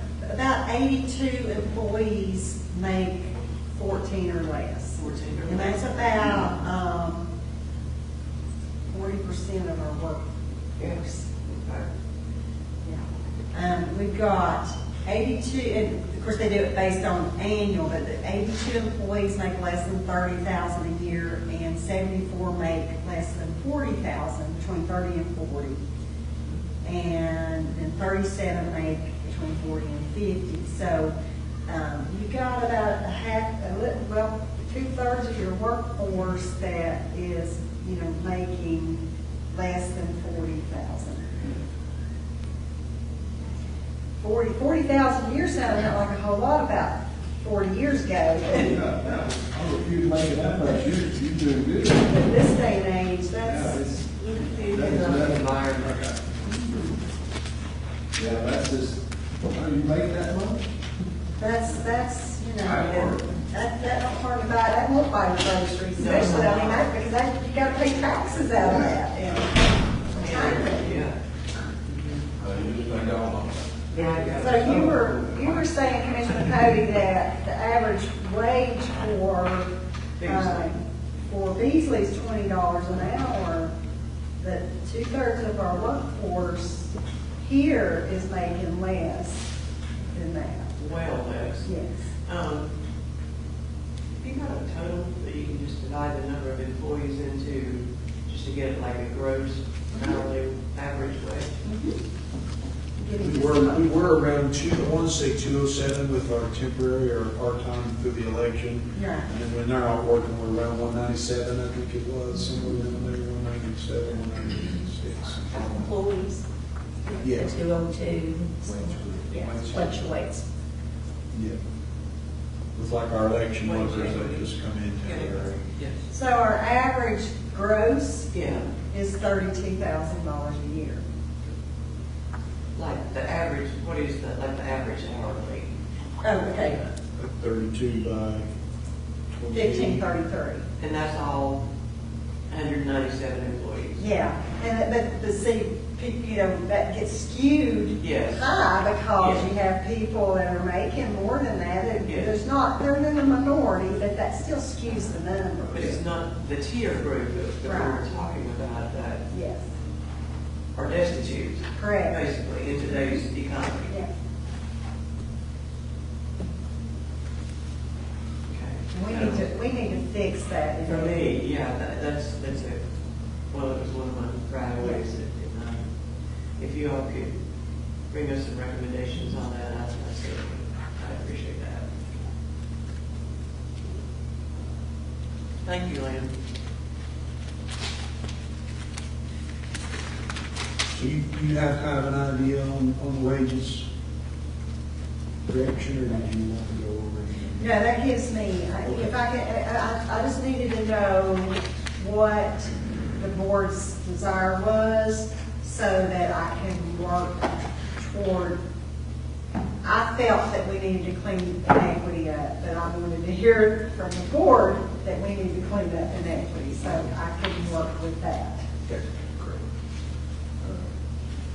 Then I think you want to talk about the school, and if the board's willing, we'll go on to school and special appropriations. Yes, if you'll, Comments about the wage equity. I think you made your point, and Jacob, I think you are in agreement on that. Great. All right. okay. So I have a packet that says special appropriations, and I made copies of all the requests that I've gotten to date. So the very first one, page after my little spreadsheet, is the request from the schools. I spoke with Lester Green Tuesday, I believe, and he laid out the broad strokes for me, but I told him that, and he mentioned this as well, we agreed that it was going to be imperative that probably he, Ms. Knight, and Mr. Nelson, as the board chair, come and meet with the board next Friday. Good. Their request is an increase of $500,000 for the current expense. For the last 4 years, I believe we've given them, we've provided $1 million a year. We've bumped that from $570,000. Following our request to them probably 10 years ago now to spend their fund balance, but at that point they had more fund balance than we did. Mm-hmm. And they've done that. To the point where they have no fund balance. I got their audit report and I haven't finished delving into the weeds of it, but their general fund balance, which is the money they use for local operations, which includes, I'm not sure, I think I'm saying this right, staff and teachers' aides are funded locally, not by the state. So their fund balance at the end of 2021 was a little over $13,000. So they have been really diligent in holding that fund balance down. Of course, school systems are not required to keep a minimum level of fund balance because, as I've said many times before, counties and school systems are basically married in North Carolina. And so they don't have the same percentage requirements that we have, but we have the obligation to help make sure they stay healthy. Lester mentioned, and I think he'll go through this probably next week, that if I'm saying this wrong, he can correct me, but it sounds to me like the state is going to mandate their staff and teachers' aid to make no less than $14 an hour. State's not going to fund it, but that's what they're going to pass down to the schools and the counties to handle. And so that's gonna put a lot of pressure on their budget. And so and then the school lunch program is always, they did run in a surplus this year, which their auditors had told them, you've got to get this thing to where you're not going in the hole. This was 2 years ago, and so they were able to run that program at about $120,000 surplus, but they had a negative fund balance of over $600,000 in that program, which meant that other funds are having to supplement, which is not what the state likes to see. So they've got a lot of challenges. And so that's when Mr. Marino said, you know what, everybody's going to have to sit down at the table so that the schools can fully explain to this board what the challenges are. From what I'm understanding, it's a statewide problem. I'm getting that from my sister, who's a school board member in Johnson County, that all the schools are really struggling because of all the unfunded mandates. And while they're getting ARPA money, it's restricted, just like our ARPA money is restricted. The other challenge that had helped Graham County schools in the past, and that helped them build that fund balance, if you'll recall, was that they were getting back payments on impact aid, which is federal money. A percentage of that impact aid is restricted towards special education, which I'm happy to hear that. But where they were getting $1.5 million a year in impact aid from back payments, that has settled into about $600,000 a year. And then he also mentioned that some of the employers who have what they call federally connected employees have lost some of their federal contracts. Therefore, those employees who have children in the school system are no longer considered fully federally connected, which will reduce that impact aid more. The good news is that two things with low wealth funding. A couple of years ago, we were in what they call a supplant position because of the timber money messing with the formula. So we're not in supplant. If you'll recall, a couple of years, we had to write a check for about $85,000 to get ourselves out of that hole. But we are, finally, Graham County is considered, we're still low wealth, but our tax rate is at about 98% of where it should be. So that's going to allow schools to get full funding for low wealth. And we're not going to be in supplant. So the board's done a really good job in managing the tax rate to where the state's happy with Graham County on that level. But that being said, the schools are really going to struggle in the current expense arena. I'll allow Lester to go more in depth of how it's going to impact that, their shortfall, how that will impact as far as, what cuts they would have to make. But I have to say, they have done everything we asked them to do, almost to a fault. I said, Lester, we didn't mean for you to just go into the hole, but he said, well, we wanted to be good stewards. And he said, now we're having to ask if the county can help some more. So I wanted to have that in your mind as things to be concerned about as we try to meet our shortfall. Any questions on the school piece? Yeah, and they'll be here next week. Next Friday morning, about 10:30. 2:30? 10:30. Yeah. I figure that way they give us, he's got some things he's got to do, and that gives us time to type any loose ends. So,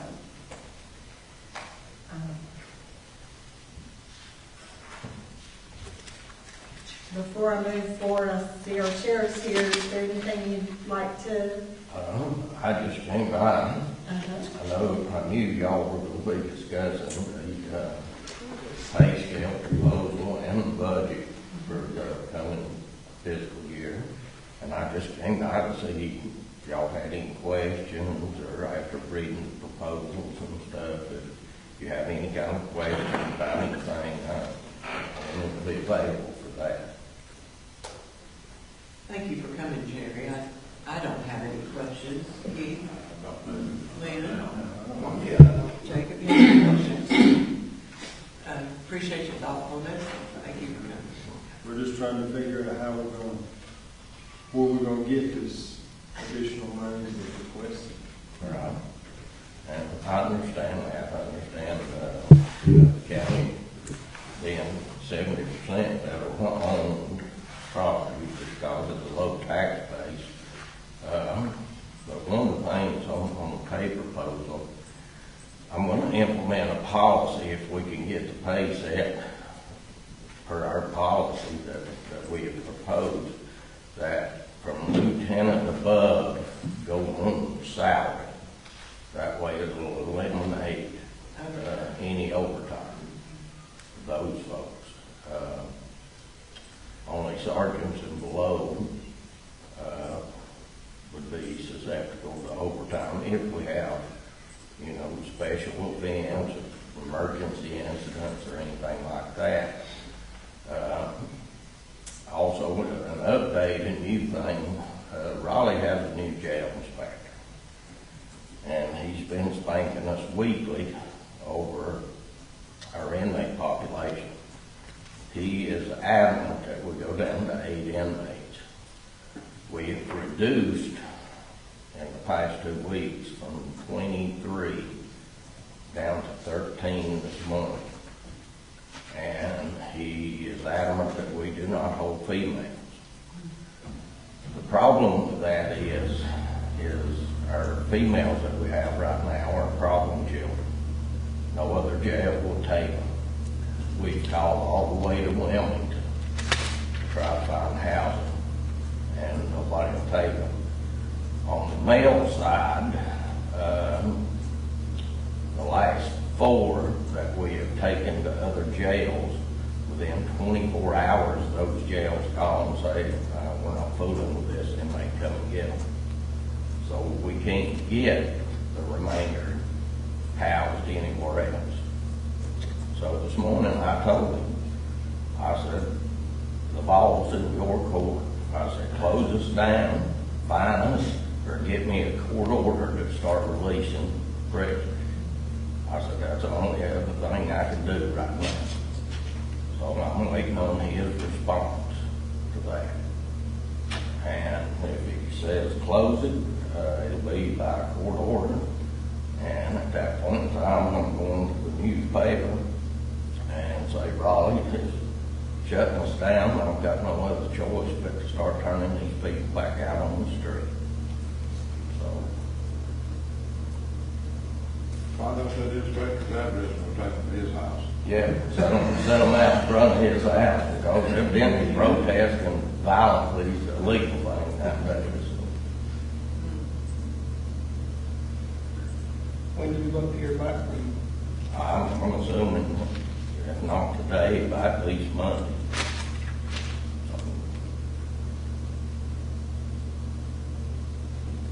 Is that the first ultimatum he's just absolutely given you? Yeah, it started a month and a half ago, and I think y'all may have been CC'd in some of the emails. It started with the prior jail inspection, and then this last jail inspection, it got worse. And then he sent out an email today, I want to know your jail population right now. And I think I've got 1 or 2 jailers. I've not been able to identify them yet. I've got an idea. That's probably calling him, and because they've been complaining how the jail's unsafe, too many inmates. And Keith can attest to this. When we first started, we worked in the jail. It was a one-man show, and we held anywhere from 8 to 20 prisoners at a time. Plus, you had the dispatch back then, and 80% of all the fights went down right there in the jail. And so I don't know if this younger generation, they're just different. But I wouldn't care to go up there and work this jail right now by myself with 20 inmates in it. And I would control that jail. But it's just a different mentality now with workers. So, Drew, how many of them do with one Brian Campbell? not well. So, and yeah, he remembers some of the people we had to house. John Hardy Rose, Yeah. who was sentenced and put to death, we housed him. So, Campbell tried to bully everybody that handled him, did he? yeah, he was 6'9", 380 pounds. Okay. Once he knew what was going to happen if he didn't comply, then he was fine. So, Well, a little training goes a long way sometimes, doesn't it, Sheriff? and their school now, our jail school was 2 weeks long. Jail school is now 5 weeks, fixing to be 6 weeks long. So,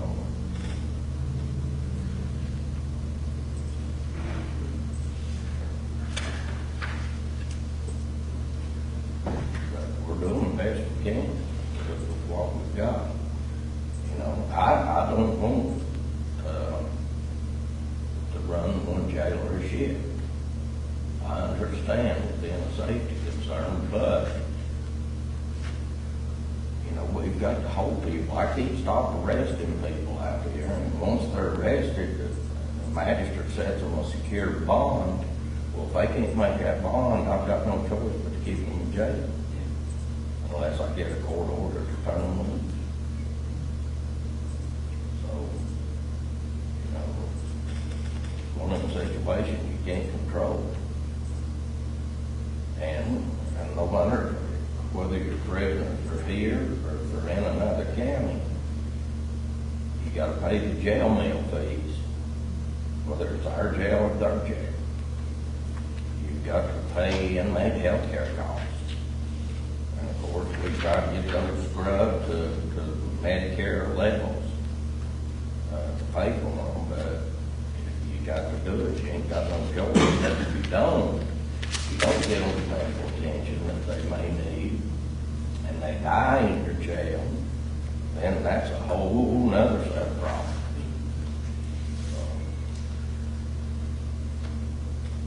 A liability.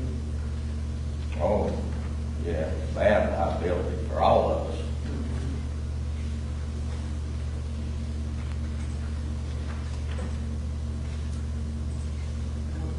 Let us know when you get news, okay? Oh, I will. Just express to him that this jail thing is, we're working diligently. Yeah, It's just not something that happens overnight. right. Yeah, and I've told them that, I presented that. We'll see what they get. That's all. So, is it normal that the other jails who advertise to take inmates from other counties, for them to turn down? If the least bit of a problem in they call them, they come get it. The last one we took to Cherokee County, he stuck rolls of toilet paper in their toilet, flooded their jail. They called and said, come get him. We took him to Swain County. Within 24 hours, Swain County called and said, no, he's a problem child, come get him. Then our only choice was to attempt to get the safekeeping order for him, which took about another week or so. And of course, then he started making phone calls to his parents, and they are all up in arms. Why are you mistreating my little baby because he's, you know, all this? And I said, well, they'll help him in Raleigh and safekeeping. They'll control him there. And as far as I know, yesterday, maybe the day before, he left here going to Raleigh.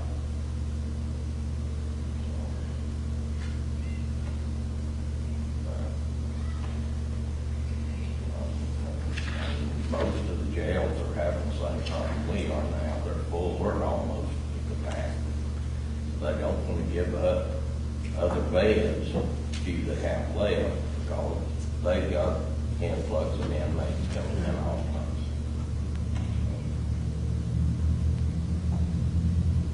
Plus, you, like Cherokee County and Swain County, both have a federal contract, and they have to make so many beds available for federal prisoners, because that's where they make their money. Those federal systems pay you big bucks for housing, meals, security, transportation. Do you deal any with Eastern Band? Not through their jail, no. So, is that a possibility? Is there any opening for that? I can reach out to them and see. I don't know what their jail capacity is and how full they are, but I can reach out and see.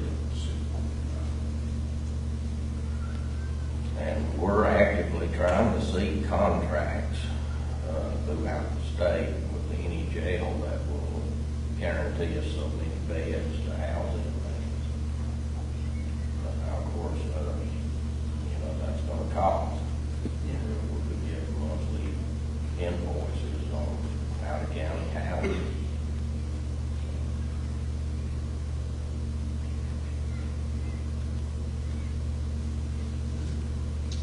Now, we feel your pain. Once again, I wish we had a quick fix.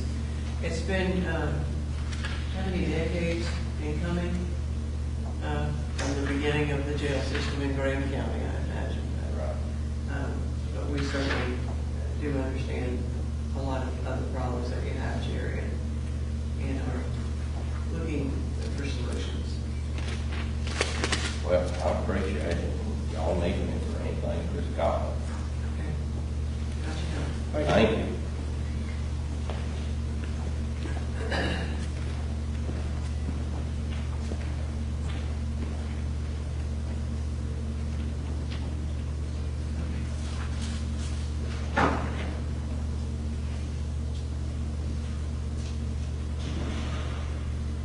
Where were we? So if you want to go through the special appropriations, just to give yourself an idea, most of them stay pretty much, or staying pretty much the same. We've gotten requests from, some of them showing increases. If it's pleasing to the board, I'll just go down this list, and it's just this little spreadsheet here. I've got like the budget year we're in currently, and then the request for next year. Haven't gotten the request for Southwestern Economic Development Commission yet, but I'm just guessing it'll go up just a tad. Forest Service Control, they've made their request, and it's part of your packet here too. Last year they asked for $62,125. This year they've asked for $63,520.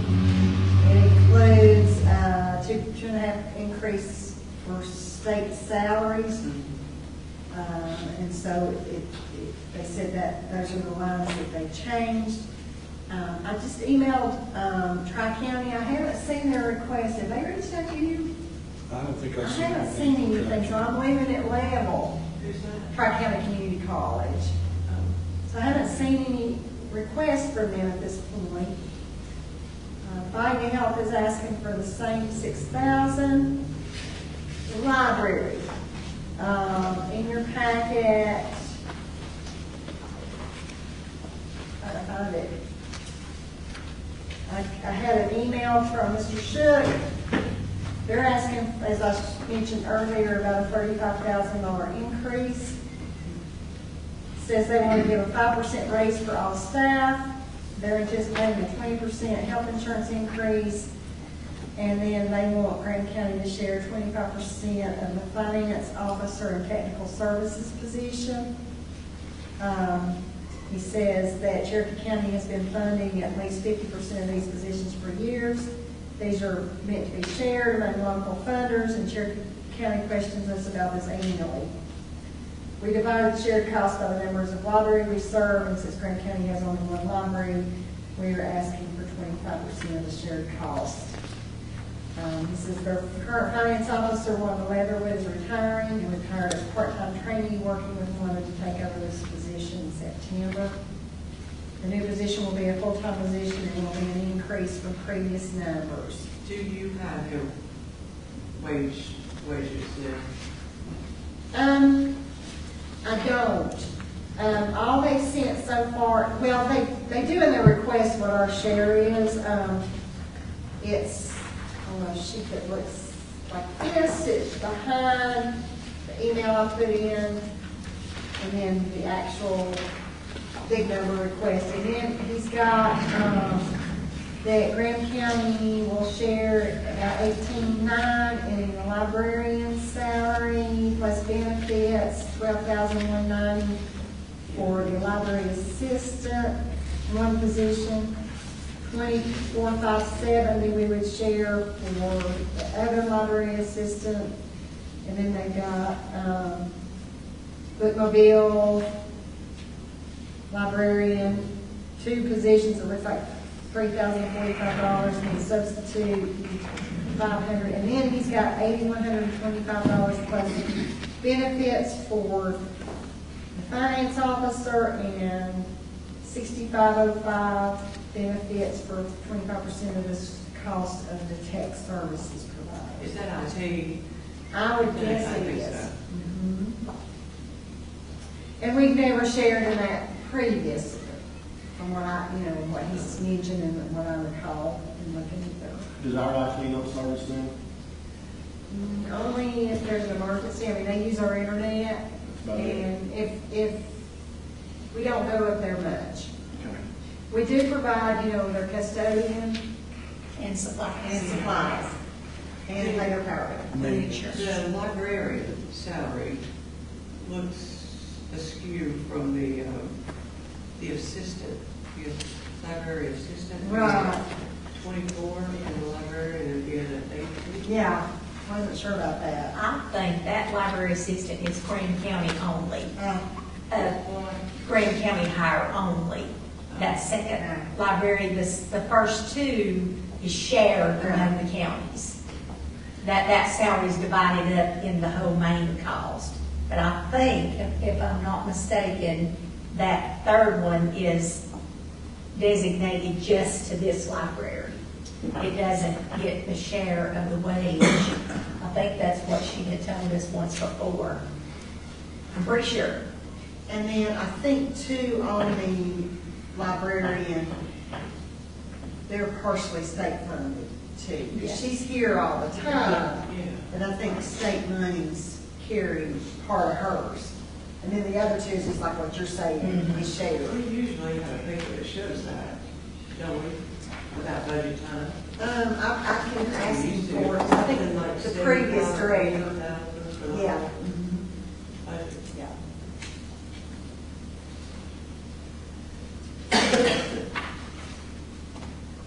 So the request is $94,160.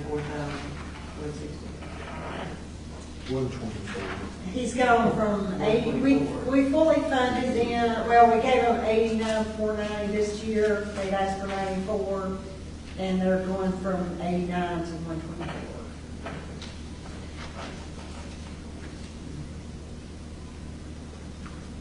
Jason, you remember that packet I gave you a while back, that request from Nashville? We know nonprofit they're opening up on the list. Yeah. Is that included in the special appropriations anywhere? I believe we talked about that. We had not had it on this spreadsheet yet. What is it? But we also got Humane Society that didn't make it on this either. So I'll just have to go back and double check. Recovery, what is their Grace Recovery or Recovery Great? It's their Tasha Silver Phillips. recovery? No, it's the one that Tasha Phillips and them are doing. Oh, I haven't gotten a request. There's one in here for Grace Place. Yeah, Grace Yeah, I Place think is, it's different. and that's the food bag. I mean, they take it out of the food bag. This is the one we donated the chairs and the table to. Oh, What was the name of that one? 5 point something. Yeah. Yeah, we met with her. I talked to her on the phone actually too. It's just, probably just need to get it over to Becky, I need to make sure where I've got it. Right. There was, like I said, there was another one too that came in late that, didn't make it on this. You don't have the Humane Society, and see this one on there either. This is considered part of governing body, but. Okay. Yeah. So I need to add, is that what I'm hearing, another source or? What's it called? 5 Point is what they got over at the Grace Place on the sign. It just says 5 Points. I'm not sure what they're calling it. That's Natasha Phillips. I think the tennis court is a one-stop shop for anybody that needs help. Yeah. And they can go there to be sent to the proper resource. Hey, I think what's the so. name of that? Becky, I'll get you, I think so. It should be an I Okay. thought that I think. So is it like the opioid coalition or something? Yeah, now you're getting close. Drug coalition? Something coalition. They're new. Yeah. They're part of that risk. Drug coalition, County Drug Coalition? Well, it's a good thing if you got the right. Okay. All right. Okay, I canceled it, I pinned it in, so I have that. Opioid coalition or Great County. Rescue. Yeah. rescue coalition. Rescue Rescue. coalition. Rescue coalition, that's it. We need to get Okay. that good money where we know it's used right. We didn't pay them. That's part of that article. Well, it's right. Trying to remember. But I know Natasha. Let's see. I remember talking to her, and I thought there was something, the reason why I didn't bring it, I thought there was something left to do, but I'll need to double check.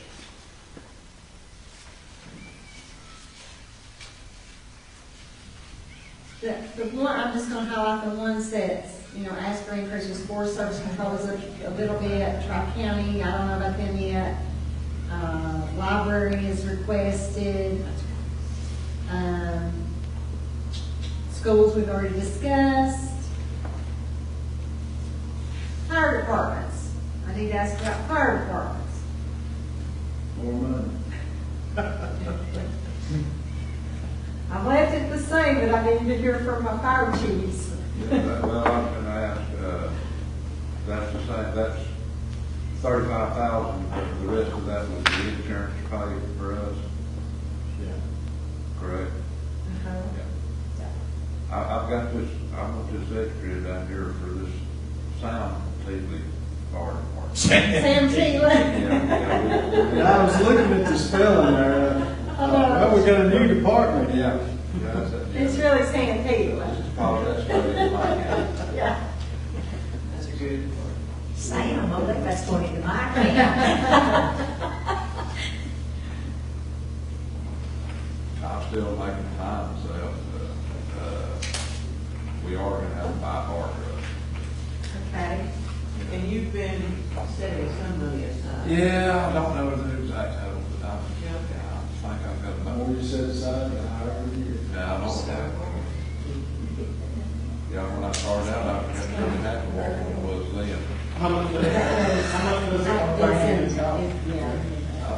I don't know, probably. 225 to 250. If not more, I'm not proud of it, it's gotta be it. Lord, That's it's just- entailed. And then you run into the problem We with, need, yeah. well, yeah, 2 or 3 years now. Yeah. If you have put in an order, it might be. I don't know what refurbishment better. That's kind of what we're looking at right I ain't started looking yet, but I'm getting ready to. County come out pretty good. It's, yours is 86, 87. Jason's the same old there. Randy, we're glad to have you. There's no word for 88. You got it. But they got those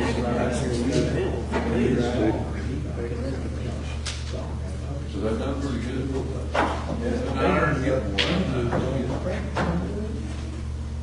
We keep putting the packet in the pump, but it keeps going.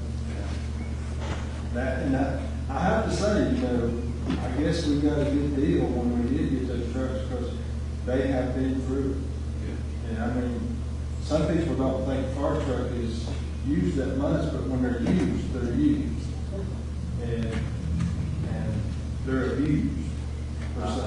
I would say that's what we've got, probably far more fire in this county than any truck in the These trucks. You're saying they're abused, could it be the driver that might? Now, what I'm saying abuse is because you put them to the limit. Yeah, oh, yeah. You gotta work And these they're things, that's what they're for. Because, I mean, you know, you take them out and put them, you start pumping, you know, sometimes you're pushing that motor through and the pump itself. Tough, without And then Now, you're- we're kind of cautious about who drives. that. Well, y'all don't have easy places to get into either. It's not like it's a flat, straight shot like in the, you know, bigger areas. And that's one of those where it's a have to, that's such a needed have to asset. You don't have to figure out how to get another truck. One of the things is we try to talk to people, especially these people that's got homes up in the woods and stuff. They let your trees and stuff grow up. They think you can just drive a truck right up in there. You can't. You know, if you want to take the top off of it, and this includes ambulances too, because you can't get into some places because the trees is up there. And if you ask them to cut something, it's just like you took the first floor away. Yeah. And then they talk to you just like, you know, you try to compromise, you know, say, hey, if you cut some of these back, this little bit, it help a little bit. Especially if there's quite a few homes up in there, that's a benefit. But some people take it with a grain of salt, and then they want to build straight off. most of our big trucks have got lights knocked off of them now before we want to drive them. Yeah. Every time you replace them, just knock them off again. You take a vehicle with about 40-some thousand pounds across a little bitty bridge. Yeah. It's been handmade. Oh, bring that thing across here. And, you know, fuel costs, I mean, it's unreal. The trucks, I mean, get about 6 or 7 miles a gallon. So you're not looking, I mean, every time you go out, you got to fill it back up. It's ridiculous now, too. Right now, that's a sticker shock. So if we not just shower increase on the library request, Cherokee County gonna budget? I don't know.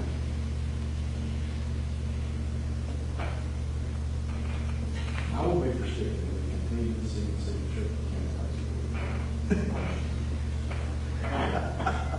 Just have it for just about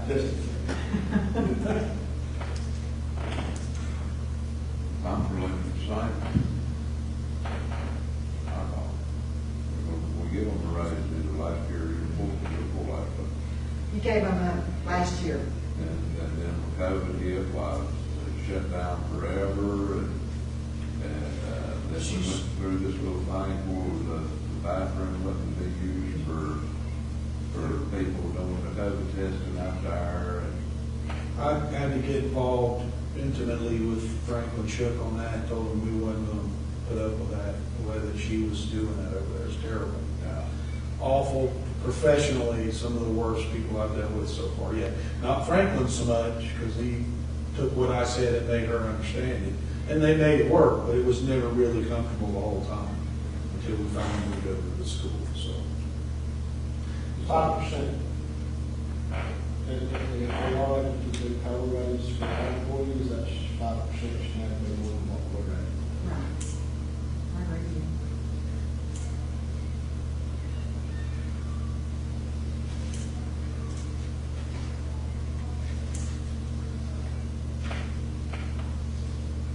So do we need to plan for some contingency for the fire departments, knowing that there's a truck in the future? Or trucks? I think so, we need a truck, if we need a truck, we need a truck. The only thing is probably in the next we'll be inspected in the next 5 years, and most likely this shut our truck down. Because of the age. At one time, it was statute the truck gonna be so old? 20 years service on 20 years paved, old, that's yeah. on paved departments. Yeah, it had to be replaced. Right now, they're 30-some years old. Okay. So should we try to up that so you guys can be planning? And over time, how do you want to do that? Because we've not, I've been here 13 years. That number has stayed static for 13 years. That ranch is gonna have to replace one down. Now, they just want to replace one that is, oh, they come back and drive there.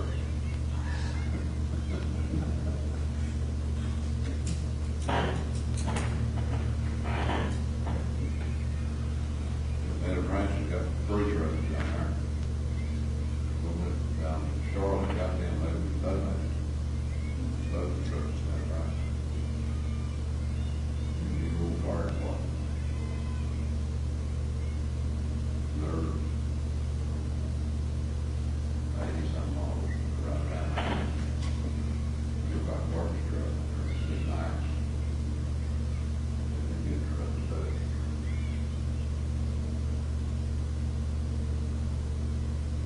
in a perfect world, what we need is 1 ton per tanker and 1 tanker at each station. If every station we had a 2,000 or 3,000 gallon tanker sitting there, then we might be able to get the fire rates down all over the county. We had that many on our wheels. Yeah, that's one of the major things is the water capacity.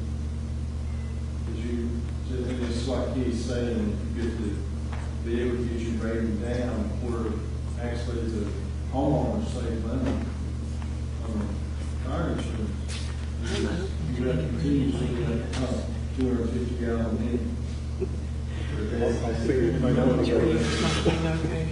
Let us know.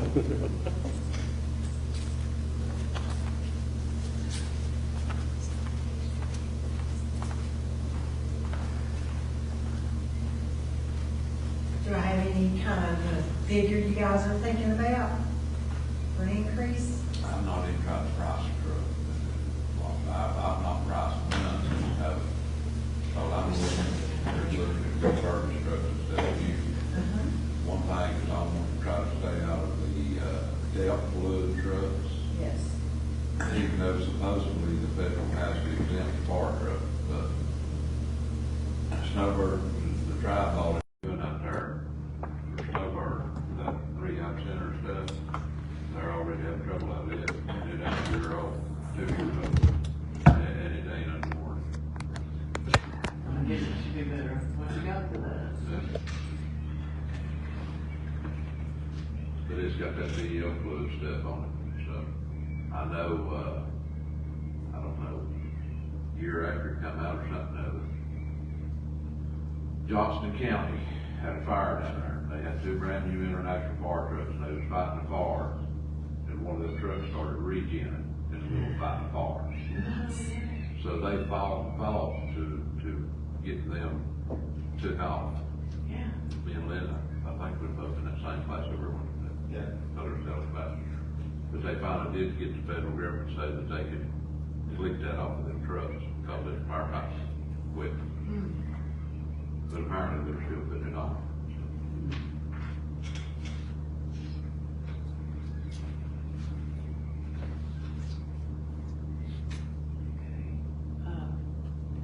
Have we received anything from the museum request yet? Not at this point that I've seen. I think I put in to, give them the same amount as last year, Okay. but if they I want to assume it adjust will be, that. but I do expect that will be coming in. Right. We're still working along those lines. We are, and of course, that won't be like a hub for young people, but there will be some activities, for young people to do. Maybe even a few jobs for young people, Right. similar to the coffee shop or a little snack bar or something like that, but. We've been doing 10,000, I put in 10, That's but right. if you guys get any other motion or talk to anybody, please ask them I to didn't know if we heard from reach anybody. out. Okay. So I'm not, do you want me to wait on, till you speak, till you do more research, or just go ahead and add maybe 10 to each fire department, or? I would say if you add 10 to each fire department, don't add it to the fire department, set it aside and. For capital. Put it like, you know, Okay, that's, I was wondering if we could just maybe add a line just for fire equipment, and then that way as the needs come Yeah, up. yeah, something like that would be, Okay. and me and Lynn can work it out for, we can both try to use it at the same time. Okay. 5 minutes.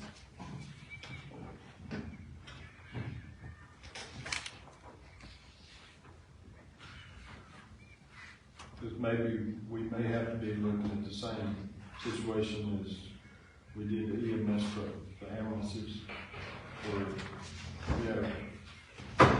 equipment is getting aged, and where we may have to start seeing where we can actually rotate them out Yeah. after so many years. Do a fleet plan. what year model is your truck? 87. 87, and what's yours? 87 is about. Oh, 87. And then Snowbird's got one out there that's 88, and it come a year after ours. That's the county truck. Now, I've Yeah, got, is it still running, the 88 one? yeah, Okay. I've got a 01 up there. The last truck we got was the town hall. And that's kind of what we've got to do up here is the truck that the 87 replaced was a 1967. And the town of Robertsville had a 1977. And then we got the 87, so then when the town got the 2001, that part was the 77. So we wrote that up. We're in the 40-year-old trucks right now, just about. Well, I've still got the 77? 67. 67? Yeah, it's getting a little bad. It's tires are about flat on sitting up there building. I like the looks of it. It was the first county fire truck. Great. Yeah, before it was a town hall had it. Okay. Will it fit in the museum? That would be a good place. In the bottom? Yeah. That would be a good place. They wound up letting the old city truck get away. I don't know where it finally wound up at, but it was just a little over 10.5 Chevrolet truck. In the winter time, if you try to go to a park in the cold, it's freezing on it because it's all in the front lawn. You know, they got that bay underneath that third level. When Weymouth's burnt down out here, right after that, whenever they bought Big Red, so they had to get out of town, come over here, or Andrews come over here about the park, because all they had was that one little truck. I reckon Andrews Fire Department was closed, they shut them down, didn't they? Just part of the town down. That was a sad day. Okay, so I'll add a line item for fire department capital outlay projects, and then if nothing else, it'll be there toward a down payment, and then the county can work with the departments for financing, and then work toward helping with the debt service. Now, our fire trucks is hard to get. Does it take as long to get a fire truck as it does an ambulance? Yes. Yeah? Maybe longer. Oh, okay. We just about didn't get that started whenever it was built, because of 9/11. Yeah, exactly, okay. Yeah. They were still building trucks for it.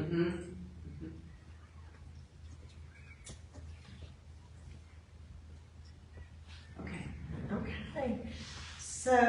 Okay, so that helps me on that. Let's see, IOI came in with the same request of 13,000. I forgot to put in burial expense, thank you, Kim. Grace Place, last year, of course, Grace Place took over the food bank. So last year we gave him 15, they've requested 18, I'm sure just because of the increase in the cost of food. Mhm. Grant And County, if anybody gets a chance to go by there, please go yes. and see that facility and what they do every day is amazing. How many they're Yeah. feeding is unbelievable. How many they're feeding is probably Yes. unbelievable. And anybody can get a warm meal there every day.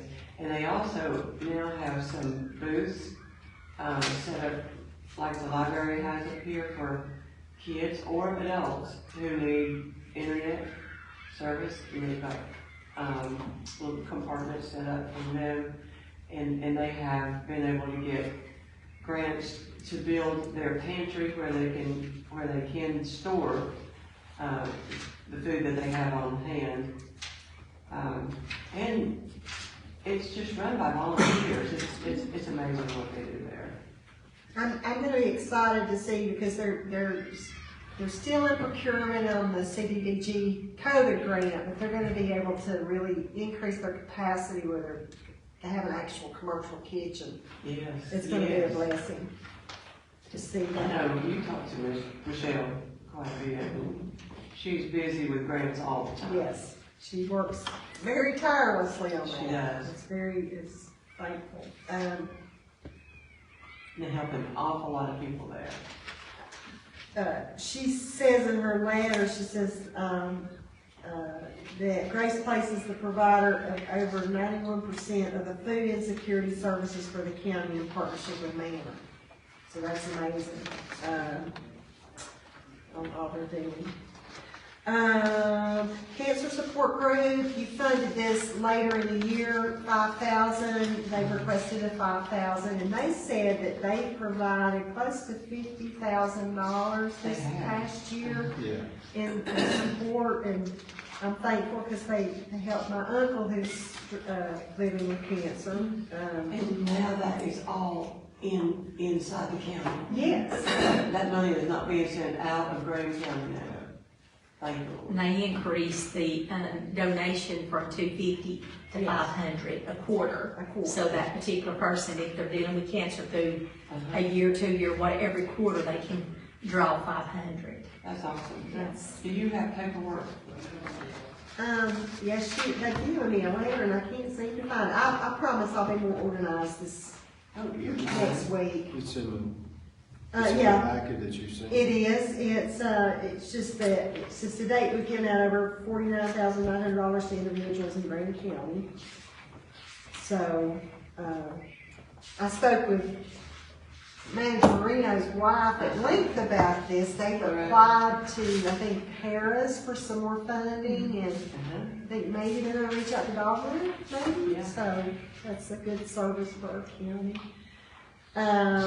Special Olympics, as you know, due to COVID, they've not been able to have Special Olympics, but thankfully the board approved some help for them to have a field day that's inclusive, which I think that's probably happening pretty soon, or maybe today. I think. Good.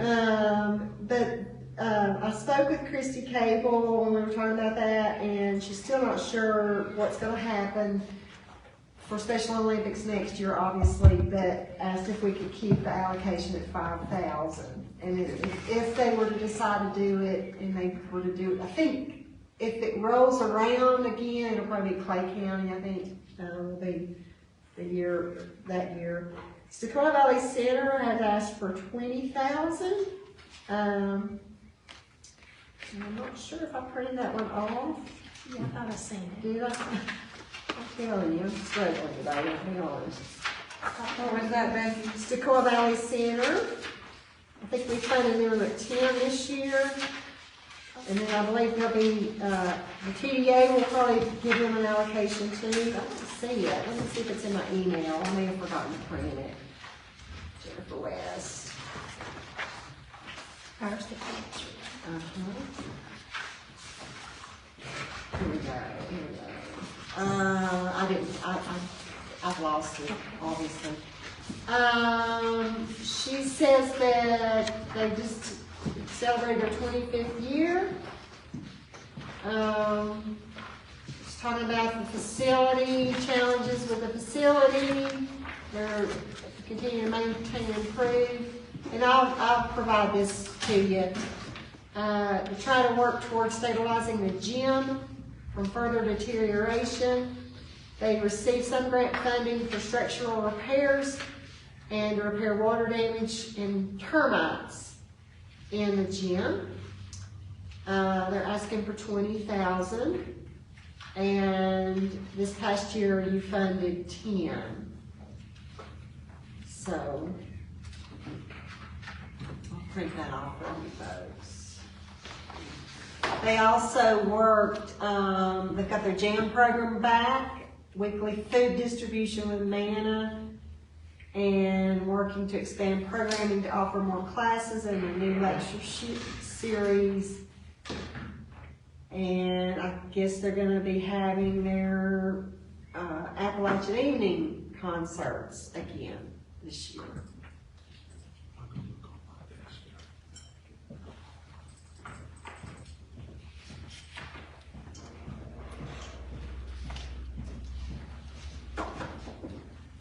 See my copy on that. I think I forgot to print it, but I'm printing it right now. You'll be happy.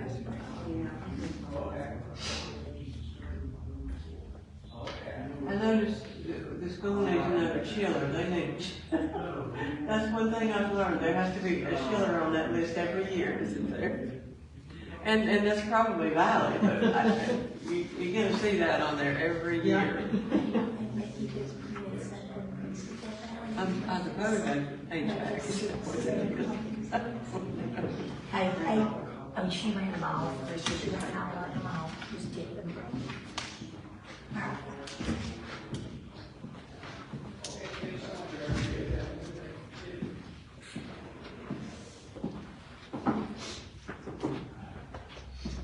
And then last but certainly not least, Celebrate Recovery.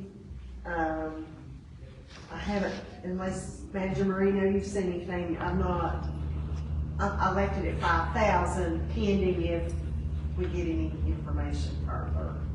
Oh, he's gonna. I slid over and thought he's turned his back on me. I'm telling you, I'm not hitting it today. I'm tired.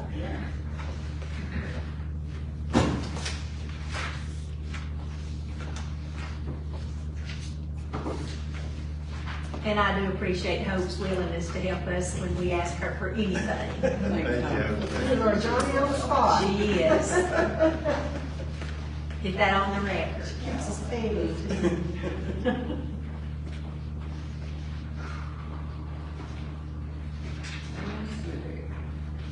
What did we give to Dakota last year?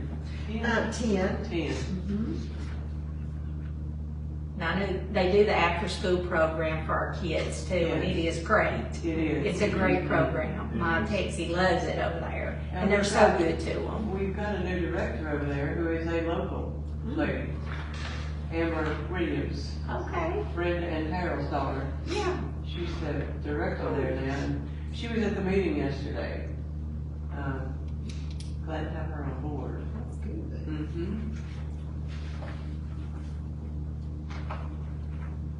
The more we can invest in our young people, Yeah. the better the outcome. That's just another person that is not being exported from here right now. They're working in this county for the people here. I love it.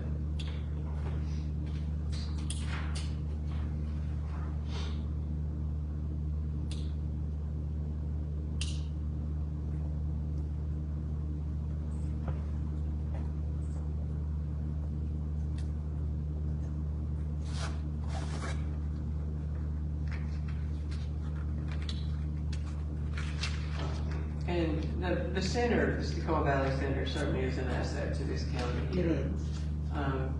You mentioned the after-school program, you can't put a price tag on that. They have a play area for the kids at Walking Trail. Yeah. And it is utilized. They actually have a small park over there. Yeah, it's utilized. It is, Yeah. yes. And at the end of the day, it belongs to Graham County. Yeah. The buildings belong to Graham County, so And all the people in You know, there. it needs to be kept up, in my opinion, as your lowly clerk, but, yeah. I mean, really, it is a beautiful place. It is. It's our heritage. It is. So we want to preserve it. I'd love to go over there. Actually, Lincoln and Brindley have kind of outgrown me taking them over there now. Of course, I've been able in a couple of years, but I just hijacked them, go over there and let them play till they couldn't play anymore, and then we'd go over to Tooties and eat ice cream. And Yeah. then they'd sleep all night when I got home. The neatest thing is back where they used to have the parking area back there between the building, is the garden that they have back there. Yeah. It's got all of everything, it's got the clans and the Cherokee clans and stuff on it. And people just don't realize what is there. And, I love that area. and, you know, you have people that, you know, while we're walking the trail and stuff, you know, people will say, did you even know that this was even here? I said, yeah, I walk by it every day, I've done been through it, but a lot of people don't even know it's there. Right. And it's something that, and you can actually walk through like a little pass, that identifies Yes. different things and stuff, and it's, I think that's one of the it's places educational thing. that they rent out for weddings too, and it is a beautiful place. But it's neat to,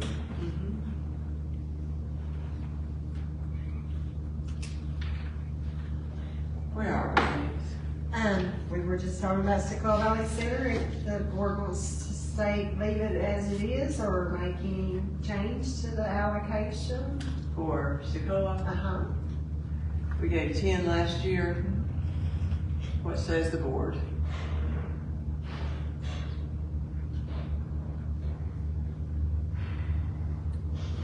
Or you wanna think on it? Well, to me, it seems like that they're wanting to use the extra 10,000 to use For what? the gym. Yes. Right? That's what I gathered is, you know, I mean, they have gotten some grant funding, but I'm sure it's not gonna touch what all Doesn't seem like 10,000 needs to be goes a long done. way. yeah, you'll have to have a whole lot No. of that. Yeah, And with the after-school program, you know that is expensive. yes, There's a place for the kids to play, yes. And they feed them. and they feed them, Yeah. and at no cost to the kids. Exactly. That's wonderful. That after school program only come through grant. It It does. does. And if you decided to do anything more, you could earmark it, you know, and say, we'd like the extra to go toward whatever program, or, you know. If they did the big construction projects over there with county funding, and I think Jason will be involved, Yeah, especially with procurement and stuff. yeah. And I think they just renovated from we call it lunchroom, but where the kitchen is, the main kitchen. I think they renovated the front there because of damage and stuff that they had there. They put up new doors and stuff. So, Okay. and that was through, I think, private donations to get that. If we earmarked like at 10,000, how would we word that? To support the after-school program or something Yeah. like that? However you wanna, and then we could just make those Mhm. stipulations. Are they still doing musical training, like instrument training Jam over there? sessions, they still do that. That's a good program too. That's Really good. terrific. You Yeah. just hear those little kids playing, and that's just so neat. Yeah. Uh-huh. You You know, could they- say Maybe there's some something youth for kids to programs do. or jam or whatever. Do they charge for that training? For the jam training, It's just for, they didn't I use think to, I don't know if they're, they do now or not. I think it's just very minimal, it's not very much. If it, it's maybe $10 or $20, something like Why not earmark this money as a grant for the ones that's. To, for the kids that take the music that. lessons. Yeah, because I mean, they have to buy their own That's a great instruments. idea. And that's, Uh, because the instruments is what's so expensive. They are. Okay, you good with that, Jacob? Okay, got it, Becky?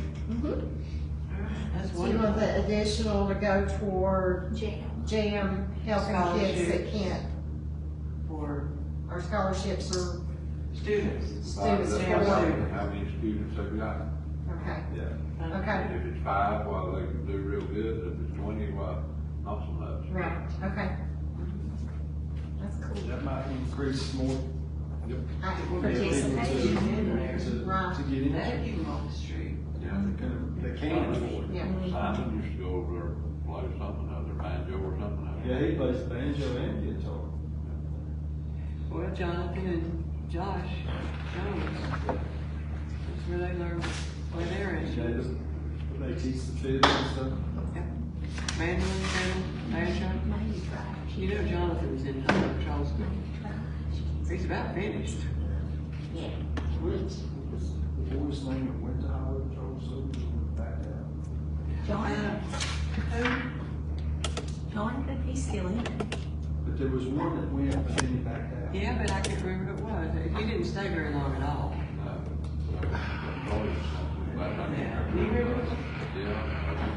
I don't remember who it was, I remember. Yes. They're dropping out. Yeah. He went and he stayed like 5 weeks or so. Yeah. Maybe later. He came out there. But then he said it wasn't for him. No, it's like From here. the worst kind of boot camp I've heard. Like he didn't do it. Is somebody that's parents affiliated with county, Oh. I believe, or maybe he was.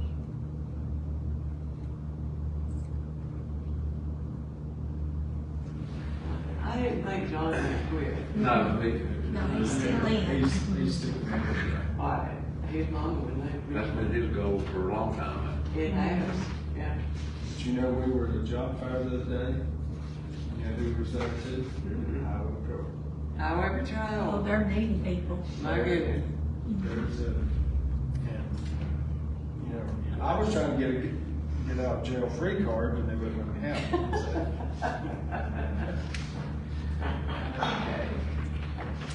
And this was just given to me today, the Heritage Festivals asked for 10,000. We traditionally funded them 10,000, and y'all still good with that? Yes. Thanks. Any other comments on that? Jacob? No, I'm good. Lynn? Keith?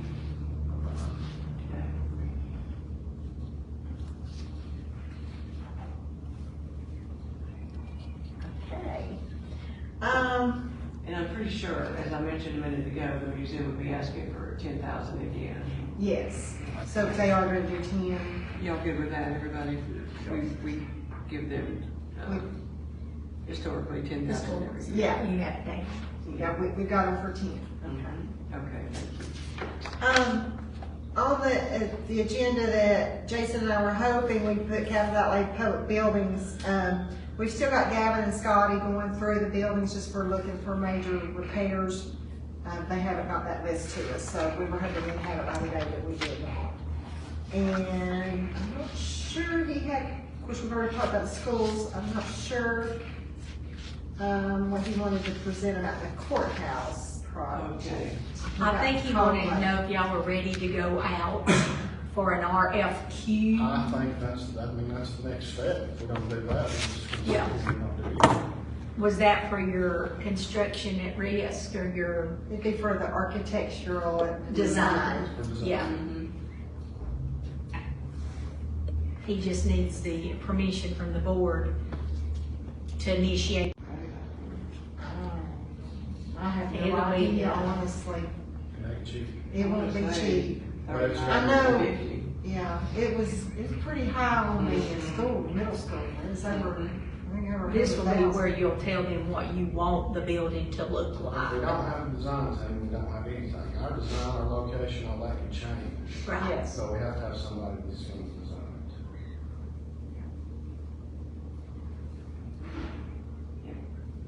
So I'm ready to do that. You, Keith, Yes, Lynn, Joe? Yes. I'm gonna take it all good. I will. The jail will be closed. Go ahead and do a motion, Madam Chair, just in case I have to have that, That's because it's a, $1,000 yeah. expenditure. it. Thank you. Is there a second? All in favor? You're right. I Yeah, like this, I thank done you. that last night with. We kind of, yeah.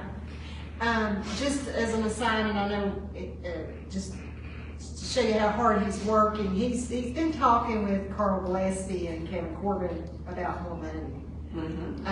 And I'm thankful for that, because if you look at other counties that received money toward a courthouse, while I'm very thankful for the $5 million, he's asking for more, because I think Cleveland County got like $100 million or something, and Shelby.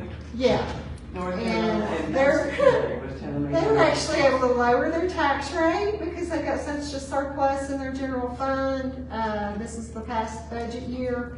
And so he told them fair is fair. You know, they needed to do that for a county that's in a distressed situation like that. Maybe that's something we need to ask also about, because I noticed something in there where they had granted a fire department funds to buy a new fire truck.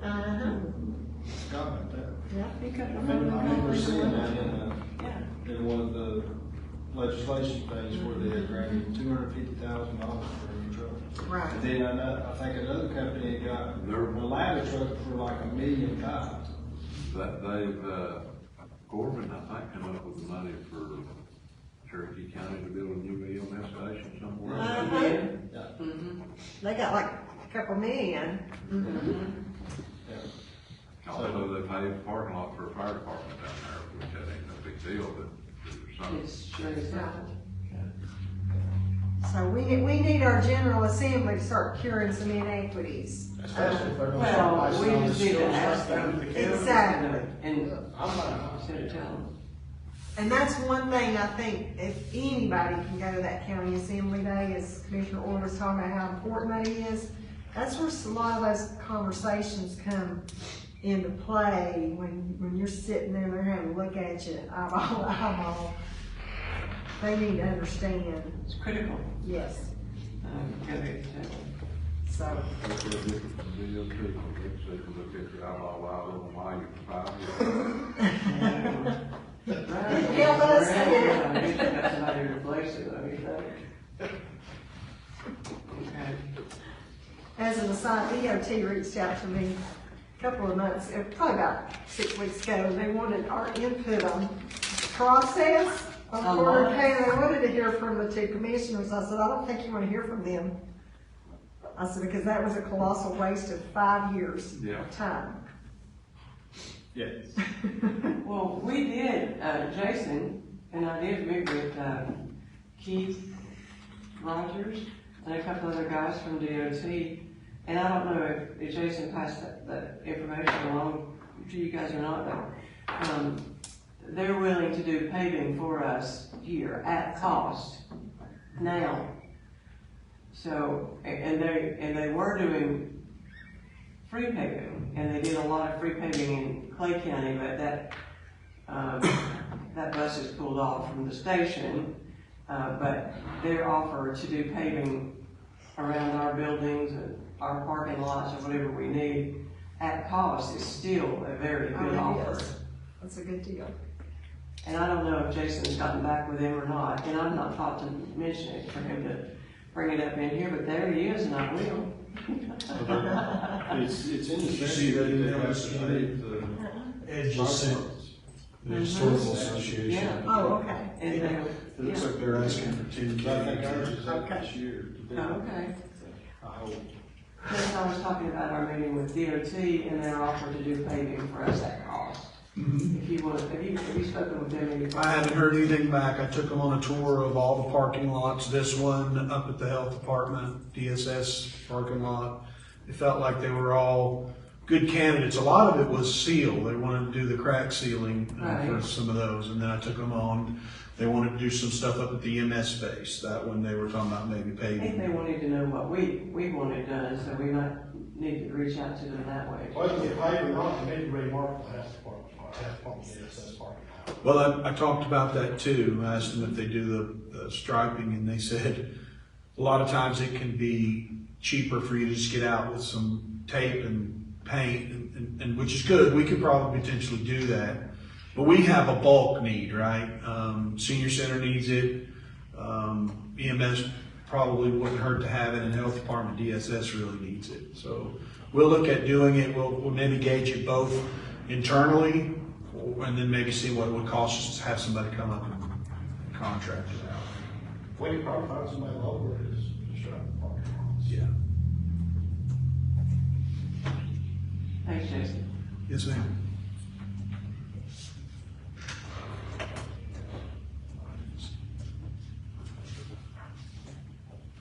Everybody make a motion to go out for the design on your RFQ for the courthouse. Oh, they did? Yeah. I'll go ahead and start looking at it.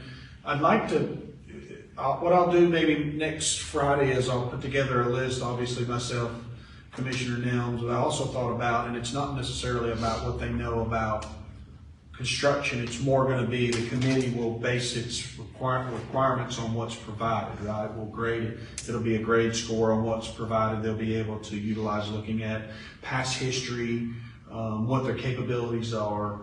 So I'd like to add maybe, and they may not want to do it, but because it's their facility, ask Tammy if she wants to be on the committee, the sheriff, and see if he wants to put somebody on the committee. And of course, however many commissioners, we'll put a list of names to see who we want to put on that committee and then go from there. That way when we get all these RFQs, the qualifications, we'll sit around and grade who we want to work with or try to approach about taking on the project. That would be the process.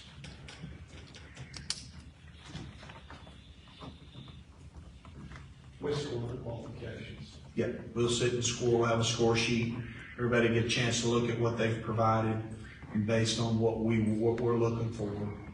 And then the committee can come together as to what they, in a consensus, want, and we present that to the board, and then the board approves.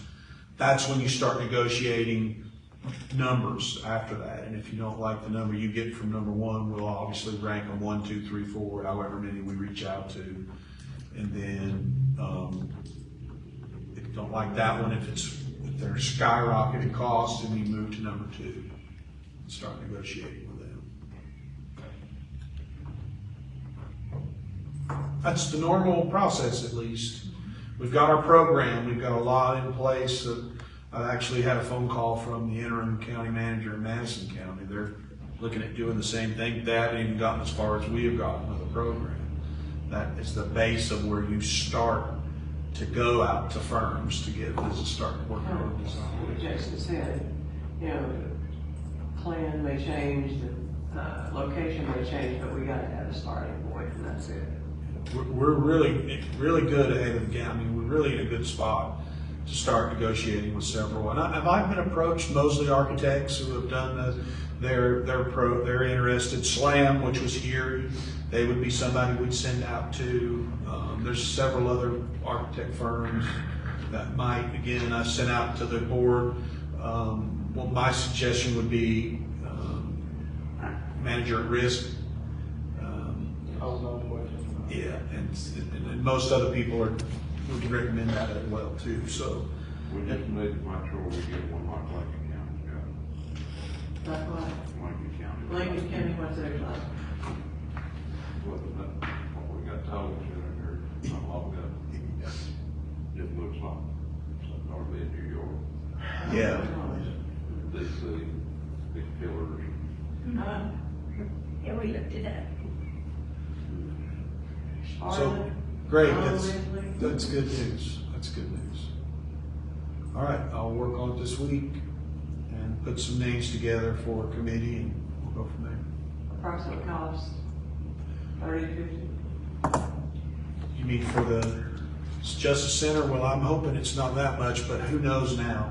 I know that in that program, we added Ms. Scarlett and I, when we were working on it originally, the program didn't consist of a cost estimate. So if you remember, it's a long time ago, I come to the board and said, listen, I'd like for the board to know. So we added like $5,000 for them to do that cost estimate. And it actually does a little bit of a cost variant for the next 3 or 4 years. So we're in that cost variant. It was around, remember, we really originally thought maybe 15. Well, they came back to 18. Not terrible. It was kind of close to what we wanted to be. Where Ms. Garland felt we could be and maybe not raise taxes, but that it started going up those years, and I don't have it in front of me, I could go pull it if you want, but it could be upwards of in that 22 to 24 million by the time we get it, or more, depending on what's going I on. was talking about the architecture. Oh, I'm sorry. And Ms. Garland's, she's got a full of money. Yeah. The A&E, you can usually figure about, could be up at upwards of 15% of whatever the cost of, total cost of the project. Could be that much.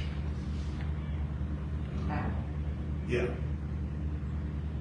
But that covers everything, obviously. You're talking about all your civil work. It would include landscaping, which would be different contractors. All your MEP, which are different. Each one's a different engineer. Each one's a different, architect works with them.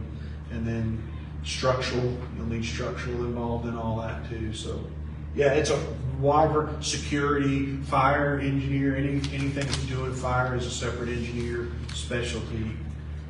It's not all done, with one. So there's a lot of specialties involved.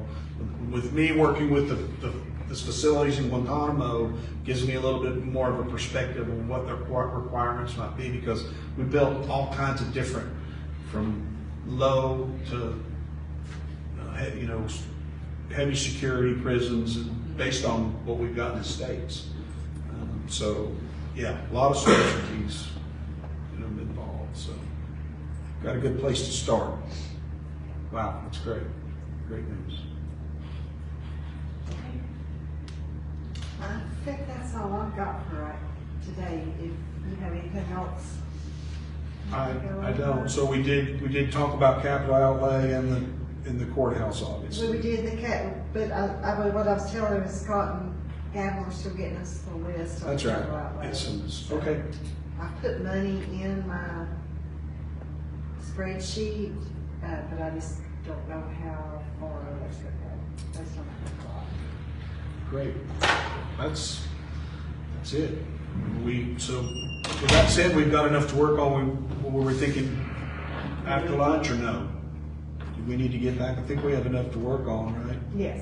Okay. I got plenty to work with next Friday. Next Friday, we'll just go And we'll and continue this. continue 09 next Friday. Awesome.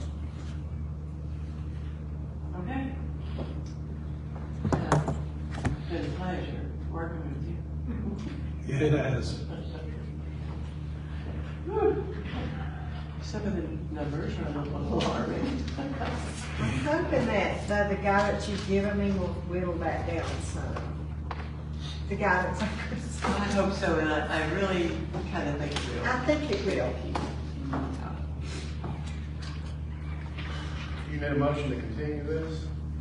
Motion to continue this meeting to Is there a second? next Friday, 9 o'clock. 9 o'clock. All in favor? Give me a second.